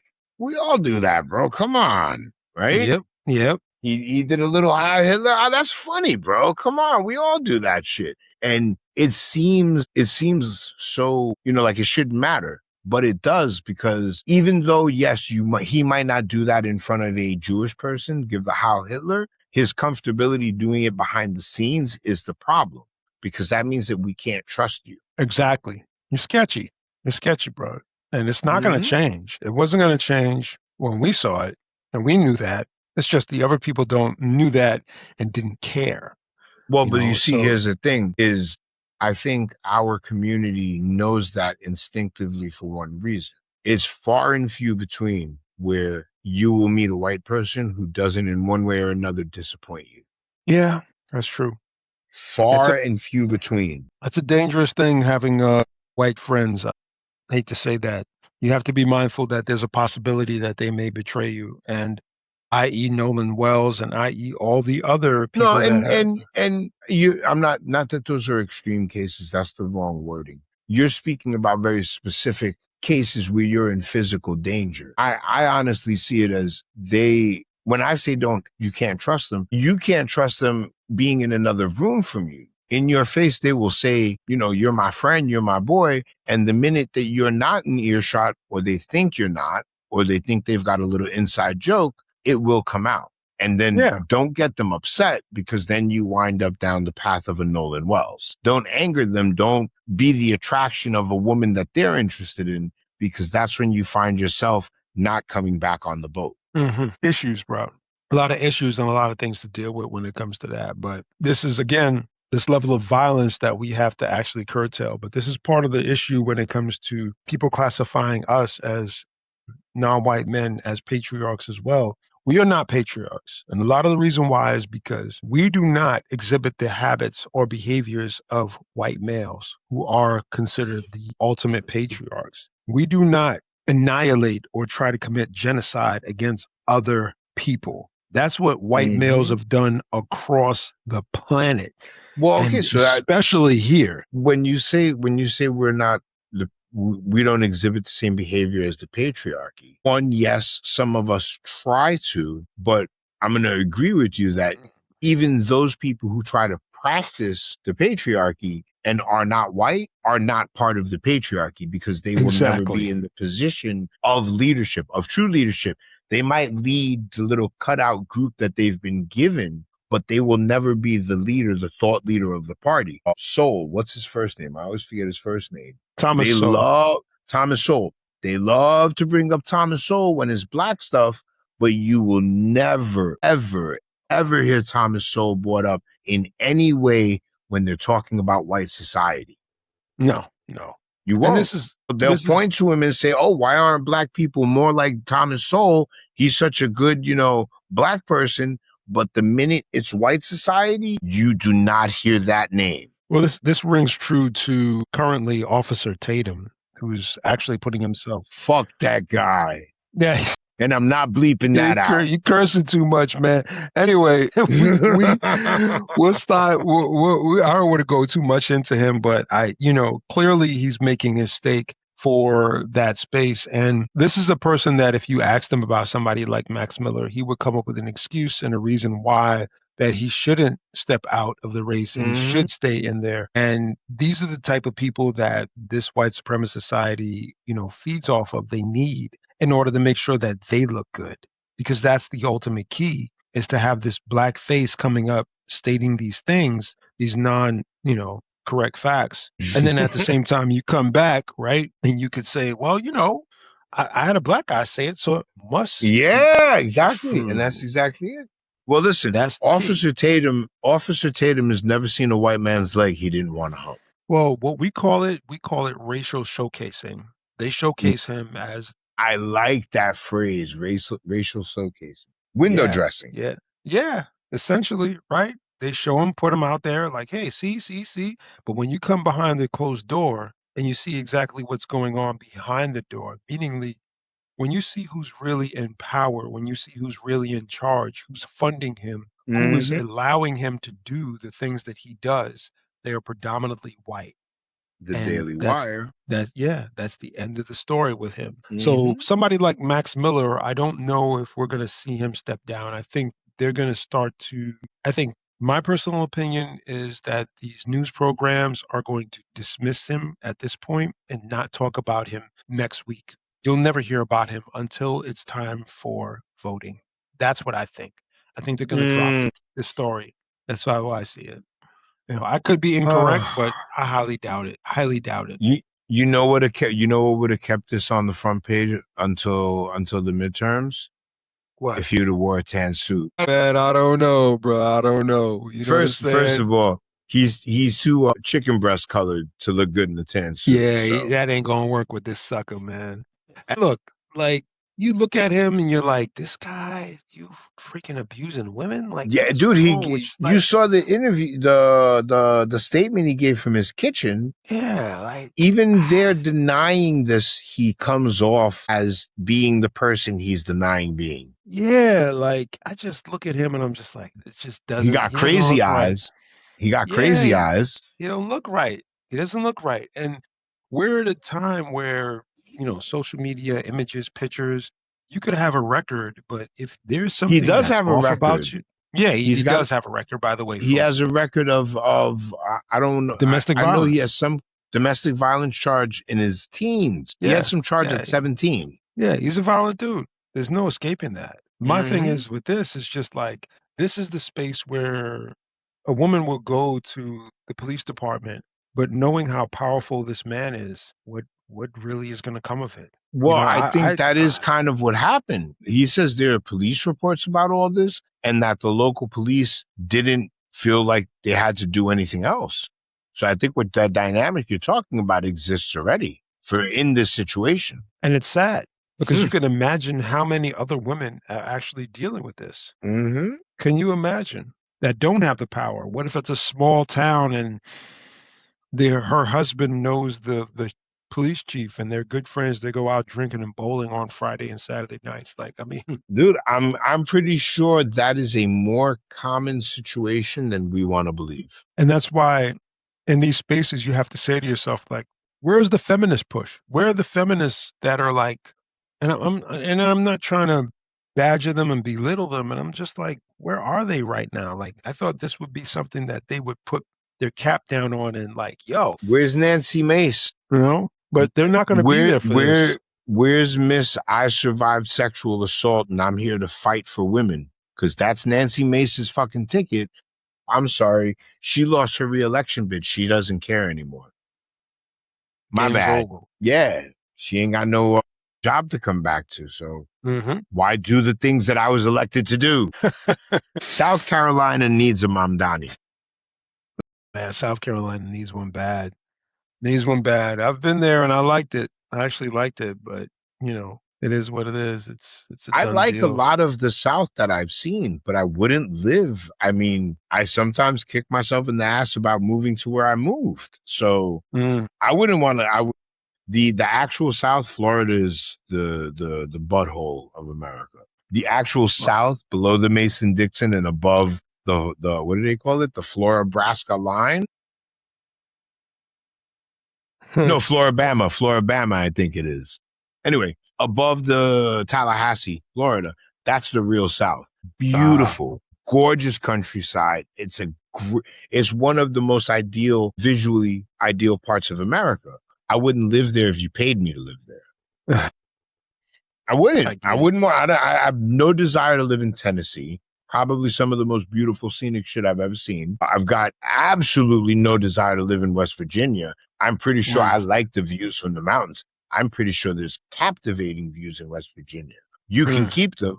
but I'm sure they're there. No, I feel you. I'm going to say that it's time that, some of these things start getting put to bed when it comes to the people that are actually allowing these things to occur. And it's Mm-hmm. obviously predominantly white males, but also when election time comes around, we all complain and go, black and brown men, you better vote Democratic, you better vote Democratic, you better. And what ends up happening, we always vote Democratic, the majority of us, and then white women vote for Republicans Yep. every single time. Completely against their own Interest, self-interest. their bodily autonomy, everything, you name it.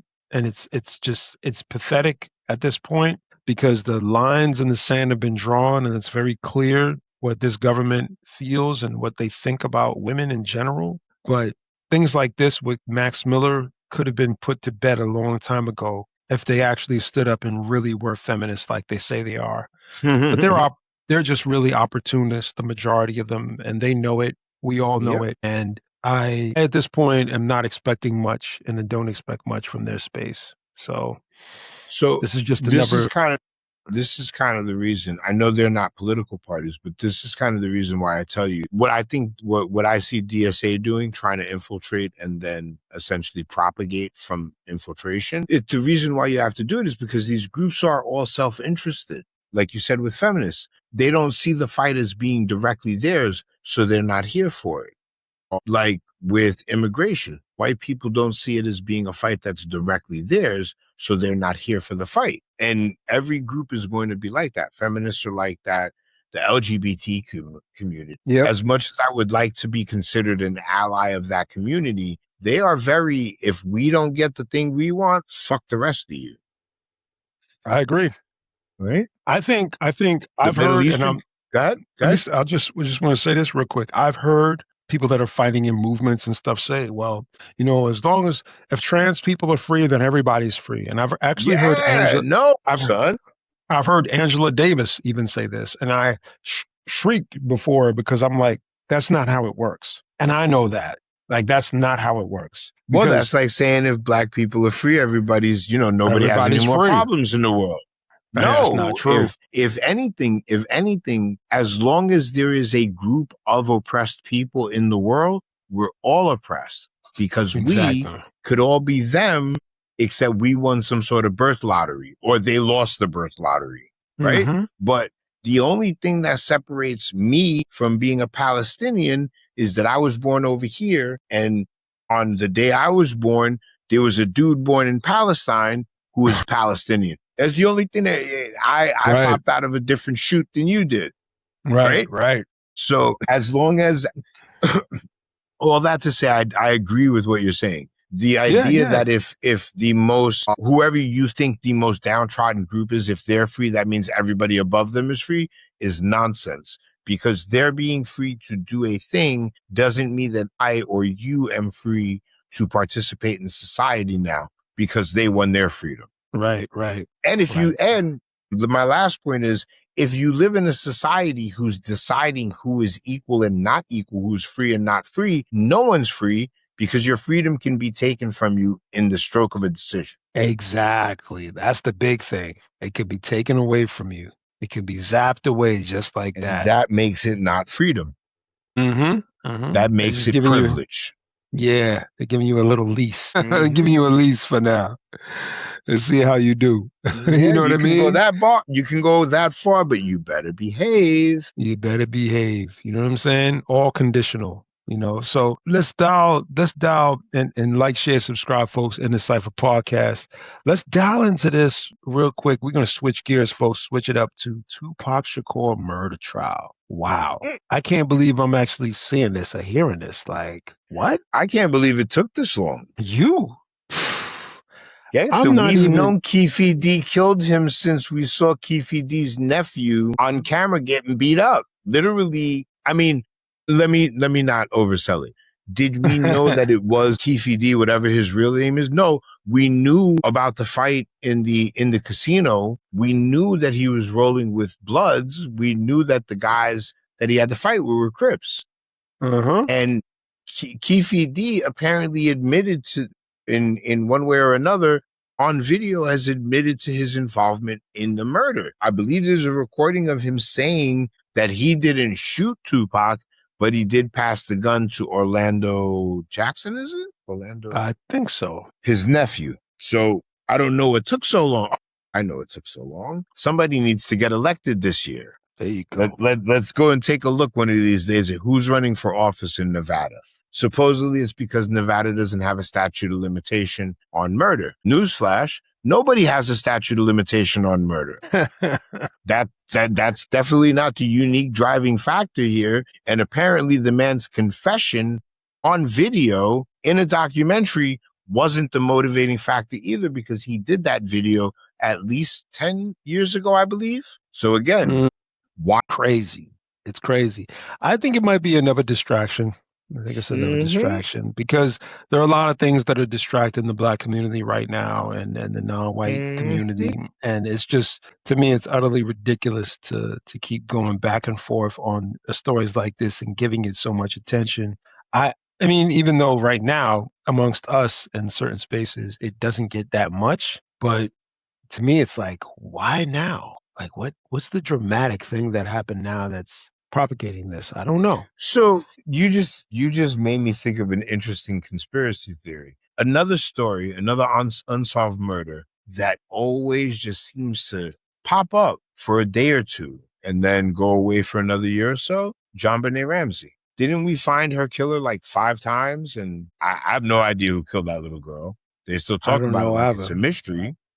Right? So why does her name pop up every couple of years? It seems like sometimes news stories recirculate to kind of level things again. Like when they want everyone to start worrying about kids again, they have a new detail in the JonBenet Ramsey case, right? Mm-hmm. When they want to get Black people's attention off of shit, they solve a murder or pardon a rapper who we all know was probably maybe not deserving of as much time as he got, right? Right. But it's bread and circuses. Give them a little bit of something to celebrate, and they won't watch us while we run out the back door with all the fucking money. Yeah, they're definitely running away with the money, but dude, definitely. They definitely doing that. This is going to be historic. Oh yeah, I mean we're gonna be. It's already historic. Yeah. Man, for all you people, jumping back to Mamdani and his stores, for all you people crying about socialism, the United States owns a 10% stock or a 10% stake in Intel, the leading chip manufacturer in our country and possibly on the globe. Yep. And we, at the request of Donald Trump, now own a 10% share of that company. Right. That is textbook socialism. Yep, absolutely. It's not democratic socialism. It's not whatever group of words the Nazis used to describe what they call socialism. It is textbook.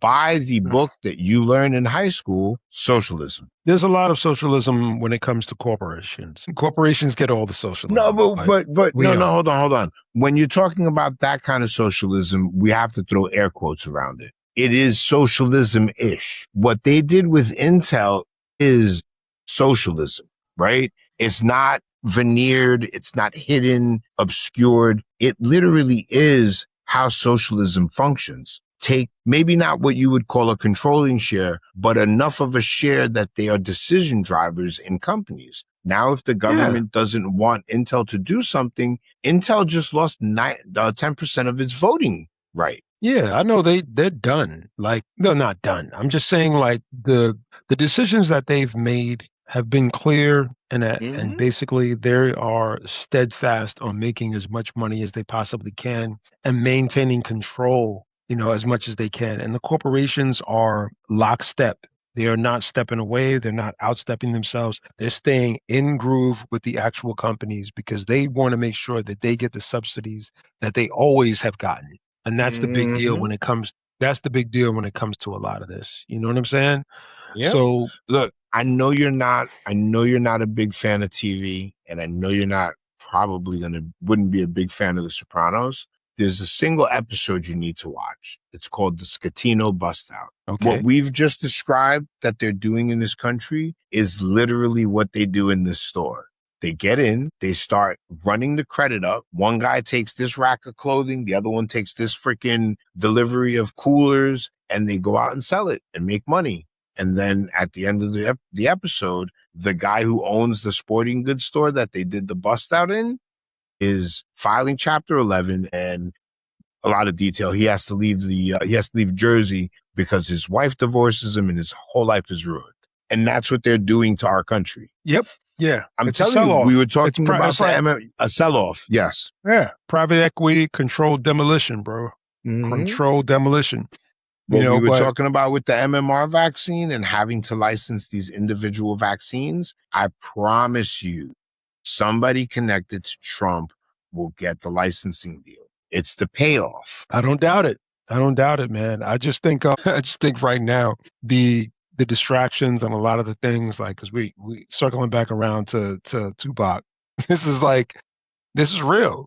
This is a real thing that they've conditioned us to do, and to be distracted and out of place, out of touch, out of mind with so many things that are actually going on that are mandatory and necessary for us to pay attention to. But if you're on something like Instagram, you will get hit occasionally with some political things that you may not even realize. Oh, yeah. You know, and I think that that's a big thing in this space, you know.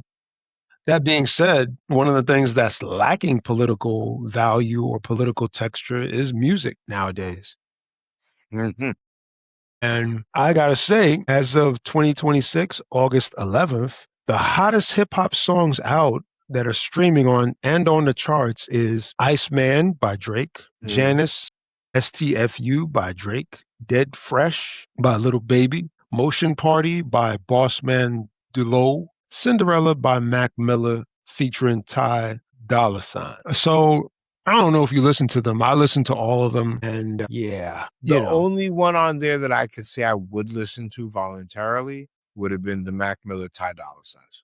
I've got like 2 Ty Dolla $ign songs on some huge hip hop playlists, and Mac Miller's he was good. I won't even sell him short. He was good. So I will be candid with you. I will say that the Drake, STFU, and Cinderella by Mac Miller were the 2 ones that were actually, that could stand out. And I'm not saying they stand out like they're hits. They stand out like they're decent songs. They do not compare to the songs from the era of 1996. That's how far I went back, folks. They do not compare. So the songs from 1996 that were hitting around this time is How Do You Want It by Tupac, California Love by Tupac, Casey and JoJo included in How Do You Want It, by the way. The Crossroads by Bone Thugs-n-Harmony, which is a hit, mega hit. Elevators by Outkast, another big hit. Yep. Loungin' by LL Cool J and Total, you know, and Woo-Ha by Busta Rhymes. Listen to me. Woo-Ha is those are one hits. of my least favorite. Woo-Ha is one of my least favorite hip hop songs. I would listen to that song on repeat, full blast, before I listen to the Drake songs you just mentioned. And I'm not trying to say that your opinion on the Drake song is good or bad. I have a personal dislike for Drake. I just I can understand. I can't fuck with not that many people like Drake that much. I've noticed that. That's insane. He's one of the most streamed artists in the world. I think it's our community. Guttural. I think it's our community. Yes, our community. Yes. Yeah, I think outside of our community, he's liked. I think even when it comes to Indian people, Asian people, so-called Chinese. Well, sorry, so-called Chinese. I would say when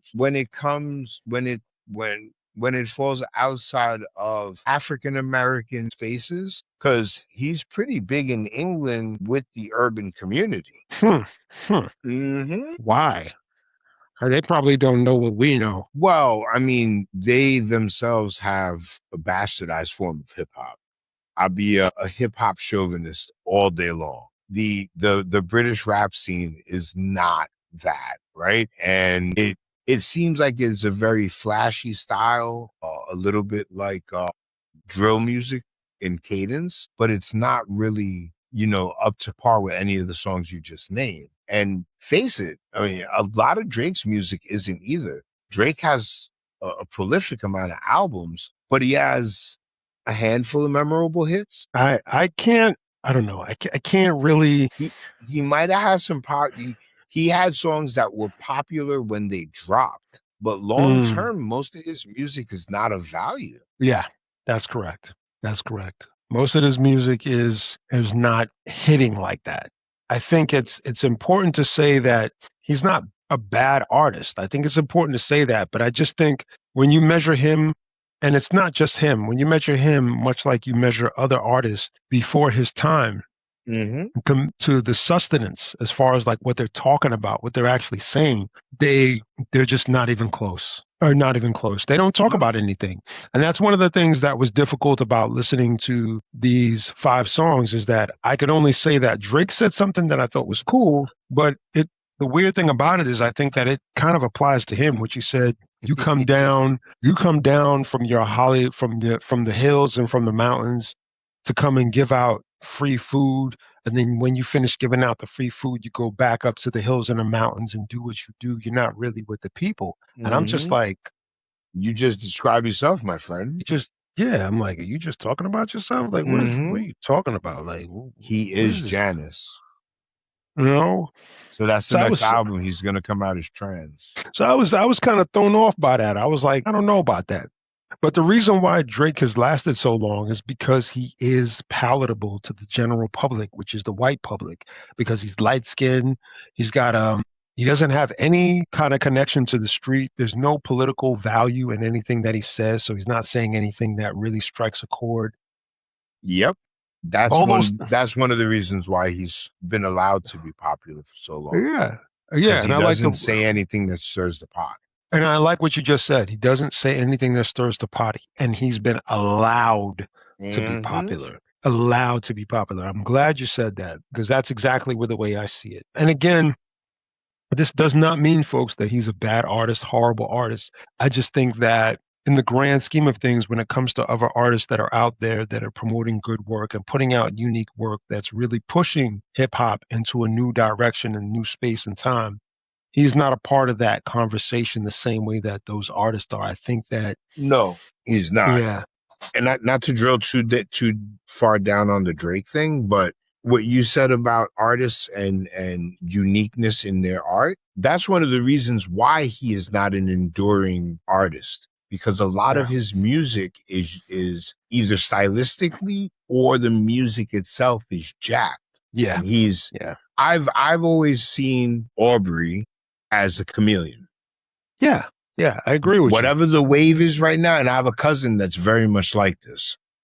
Whatever the current wave is, not only is he on the wave, but he's trying to surf the top crest of that wave so that everybody sees him coming into the beach. And that's how Aubrey attacks music, right? He finds what's popping in the streets, hijacks it, and then has you thinking that he is this, grand artist that came up with something new. And he's just the regular guy that just jacked somebody's style and flow. And that's all it is. A good actor, to it. A decent actor. That's really what he is. Yeah, it's unfortunate that, because I feel bad sometimes even speaking like this, but it's unfortunate that this is kind of the stigma that's attached to him, because this is what people have seen. That's the thing. That's the problem, is that this is what people have seen, and it's up to him to kind of change that narrative. And he's got to do that by creating different music, by creating different relationships with different artists that he's working with. And that would ultimately change the dynamic. And if he's not willing to talk about more than people hating on him and hating on other people and dissing tracks, then I don't know what he's expecting. I can't see anything in the future that would actually put him in a different light and put him in a different perspective. I don't really see that happening. But moving on to the other artists, right? Dead, a little baby, he doesn't really say anything either. He just really is talking about how fresh he is. But again, these are top songs on the hip hop charts. And so I give a lot of leeway, because these are songs that are generally played in the club. So I don't expect too many messages. However, the songs that were played in the club during this time frame. Songs like which one called again? If I Rule the World was actually played Uh, heavy rotation back in the mm, days, back in 1996. This was played in the club a lot. yeah, I was Fuji, gonna say. yeah, ain't Fuji La was played in the club a Hmm. lot. You know, there's some meaning to these songs at least. There's some kind of theme or something that was more than just, Well, but not even Also, that, I'm not even the meaning in the song. These were legitimately hip hop songs that you were still getting spins on. Not even spins, you were getting heavy rotation on in the club right, because right, even though it was hip hop, it was still music that you could move to or inspired you to move. right. A lot of the music today, and it's because of the fast food culture we live in, a lot of the music today feels like, and I'm not a dancer by any means, but you know, I feel music when I listen to it. And the Yeah, music that I hear nowadays feels very nervous. It feels very anxious. It yeah, doesn't feel relaxing. It doesn't feel reassuring. It doesn't feel enlightening. It doesn't make me happy. It makes me feel on edge. And it's like that's the entire music industry. And at an even bigger, more zoomed out picture, entertainment industry. yeah, yeah. I agree with that. I don't see too much happening there as far as changes. I do hear the same things being played over and over and over, Hmm. and the energy is like that because the artists are like that. Because We've reached a point. We've reached a point where, in order to be a successful hip hop artist, you have to be some watered down derivative of Lil Wayne. Yeah, I think you got a good point there. Think you got a good point because I could hear Lil Wayne in some of these Yes. artists. And the bad part is that it just kills off so much of the diversity and creativity that these kids probably have.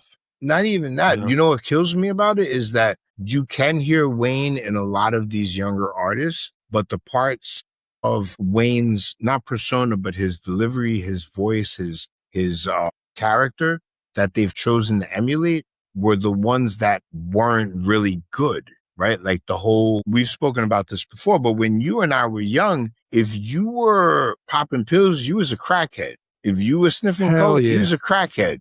Hell Like yeah. if you were doing anything besides smoking weed and drinking, you was a crackhead. Hmm. It didn't matter if you ever smoked crack in your life, you were labeled a crackhead. You were not popular, you weren't cool, it wasn't accepted. I'm not saying it didn't happen. I went to school with a lot of crackheads, but it wasn't glorified. You Right. might have had a song here or there talking about illicit drugs, but I mean, besides that, would you have roll up a fat one and pass it around? Right? Like, and we got to this point, and I do blame Wayne for this. He popularized being under the influence of heavy drugs while on camera. Yeah, I think what it was called syrup. Sir, Yeah. scissor, Yeah. sipping on some scissor. Yep. Yep. That was I another explained one. that. I explained that to my 13-year-old child the other day, and she looked at me as if I was retarded. She was like, people actually, and she loves Sprite. She was like, people mix cough syrup. And I'm like, not just cough syrup. This is doctor grade knock you out syrup. Hmm. And they purposely drink it. Yep. Yep. That was a big thing. That was a big The thing for a purple, minute. the perp. And I can't front. Like I like the songs, but I was like, Oh, gotta yeah. the message, I'm not about that. Nah, I'm not, that's not my life. Man. And I never wanted it to be. You know what I'm saying?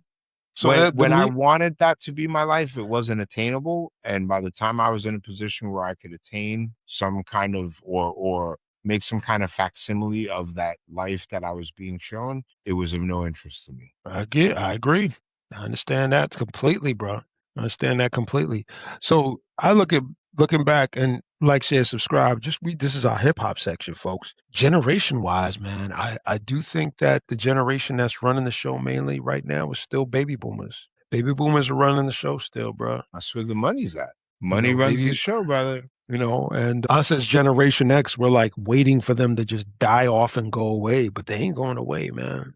They Oh ain't no, going my away. man, we will be remembered as the bastard children of Baby boomers. America. No, not baby boomers. Us, Gen X. Mm. We're bookended by a generation who stayed in power too long and another generation who, not wrongfully, came into their own much quicker. Mm. Mm. And Yeah. you'll see this over the next couple of years in politics. The leadership will almost jump over Generation X and land. I mean, your Generation X standouts in Congress are what? Hakeem Jeffries, Oh gosh. Yeah. right? Pathetic. That's what we have to brag about for Gen X is Pa- Hakeem, Pathetic. right? In the millennial batch, you've got your AOCs, you've got this young dude down here in Florida, Frost, right? I think you're gonna see that shift over us, and mostly because we were raised to be apathetic. We were raised to not give a shit. So it was like we let the old ones run it for a long time, and then the new ones came along. We're like, you know what, y'all could take it too, because I really still don't care. I think one of the problems that we had, we were coming out of because remember, the baby boomer generation got hit with a lot of drugs. They got hit with heroin, then they got hit with Summer of cocaine, love. then they got hit with crack at the end. And our generation, Generation X, got hit with that crack at the end. And I think we were devastated by that. We didn't have the resources. Our generation got a double whammy from crack. So Yeah. we were still in our formidable years when crack hit the scene. And by the time we were old enough for some of us to start becoming crackheads, crack was still very popular. Absolutely. And it was being sold everywhere in our neighborhoods. And at the same time, it was decimating our friends and loved ones. Listen, it wasn't uncommon to know families that had multiple crackheads in the generation structure in their family. Yeah, that's not abnormal. What I'm simply saying is just that our issue lied in the fact that we were kind of subjugated and relegated to a space where we were supposed to be almost like done away with, especially with us as non-white. Mainly in our communities, we were supposed to be done away with along with the baby boomers of our generation. That didn't happen completely, but some of the ones that are coming up and speaking, unfortunately, that are in politics right now do not represent most of Gen X. And a lot of millennials, when I have these conversations, I don't think they understand what we went through when it came to police brutality compared to what they deal with police brutality. They don't know.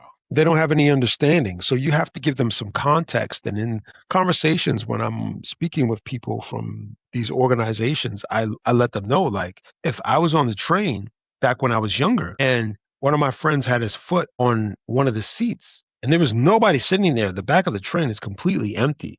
Nobody's sitting there. If cops came through and walked through the train and said, get your foot down, you didn't get your foot down immediately, you were getting grabbed, yoked up, thrown off the train, beaten up, and possibly put in handcuffs and put into a holding cell for that day. You're getting jumped. You know? Because no cop took that kind of action on his own. No. You got jumped. Not at all. Not at all. So this was a scenario that was extremely, daily. And broken glass window policing was a part of our upbringing. We were put in a position where we didn't have resources at hand to combat it like they have, which is technology, the media. Well, to say, yo, I'm getting arrested. The resources that they have are a result of the experiences we had. Because these kids don't know what it's like to grow up in Giuliani's New York. No, not at all. New York was a different beast in those days. Yeah. And that's why I say, like, they may look at our generation and judge us in certain ways, but the reality of the situation is the most of the culture that they're espousing right now, as far as clothing, the way they talk, that all comes from us. Yep. That was our generation, Generation X. Did musically, you talking about, from U2 to everybody, from Dave Matthews Band to freaking, you name it, Snoop, all of it. Everything that they like, all the R&B groups that were banging during our era, all the hip hop groups from Wu to Bad Boy, everybody was from our era. Yep. And that's the space that we had to express ourselves. I think that was most noticeable. And there were also, people that were speaking out, and I still follow some of them in social media. And there are a lot of thinkers But those thinkers were kicked out of a lot of universities because they were too rebellious, too Yep. Not willing controversial. to, yeah, too controversial, not willing to go away, not willing to go along with the status quo. Exactly, exactly. So you don't see a lot of us put on TV speaking about these issues because we're not allowed to. And I'm telling you, there are quite a few of like great thinkers out there that you could Hmm. actually search up, and they're Generation Xers that are putting out great work, but they're not going to be on TV. They're not going to be on prime time. Don't even think Well, about it. unless, of course, they're willing to do the officer Tatum, then they'll be Yeah. everywhere. Yeah, I mean, and that's an obvious nod to white supremacy, capitalism, and the furthering of the issues that we have today. It's going to be definitely a fight, but I do honestly think that our generation is going to play a role bigger than what we even realize, because I do think that we are intricate into moving this so-called millennial generation forward, because they're moving forward, but they don't look back. And when I say that, I mean they don't know about the things that have been done in the past. Well, it's Our because our generation pampered and sheltered them. somewhat, but I do think that they've been sheltered too, because the system that's been set up has stopped them from actually learning about those things. They're not getting it in college. They're not getting it in high school. Those Mm-mm. lessons are not taught anymore. The institutions that were outside of high school and college are not there the same way anymore. Even the way Yeah. with sports is not taught the same way anymore. Like I used to Well, go to it's the not when even I was engaged in the same way anymore. You couldn't go right, through any neighborhood back in the day that didn't have Little League team, Pop Warner team, basketball league. There was right. every neighborhood was rife with sports for kids. They're still there. They're more expensive to enroll in. There's fewer slots for the kids. It's not the same. A, After school A, activities. AAU has taken over that space. AAU programs are now taking over that space, and they're very expensive. And guess why? Because private equity has come into AAU teams as well. It's crazy. Yep. And by the way, private equity is also involved in NBA teams. NBA gave up and finally kowtowed to them as well. So it's a slew of things. But the point that I'm trying to make is that I do think that us as Gen Xers in our space right now and the time and energy that we have, us speaking up is going to be essential to awaken these children that are moving forward into doing the right thing, because Mm. a lot of them are getting their cues still from people that I consider that would be considered more establishment thinkers. Yes. And if you're an establishment thinker, you're not, again, some of the people that I spoke to said, yeah, if the trans people are free, then everybody's free. And I'm like, oh, then you don't know what you're talking about. That's bad That's collectivism. yeah, yeah. That's not how it works. Just because Hmm. they're free doesn't mean we're going to be free. That's not how it works. Hate to break it to you. Hate to break it to you.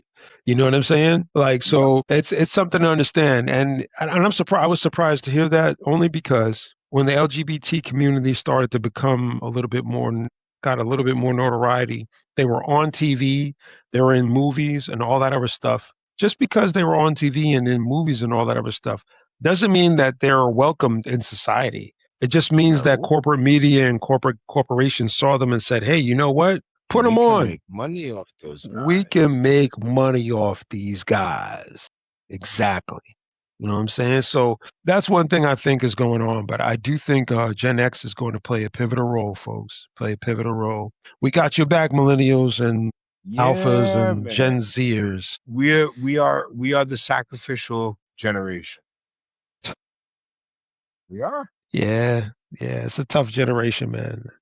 So, but yo, folks, like to thank you all for tuning in. We rocked for like more than 2 hours tonight. I think we almost at Yes, we three. did. But we glad we needed to catch up and hash some things out, Hell yeah. get into the core. You know what I'm saying? So again, Hmm. keep doing your thing, folks. Keep staying focused, stay well, stay blessed, and keep doing your thing, man. Bad guy, what you got on the table? What you want to say to the people? Nothing, man. Just it's good to be back. Didn't seem like 3 hours, but yeah, I think we almost hit 3 hours.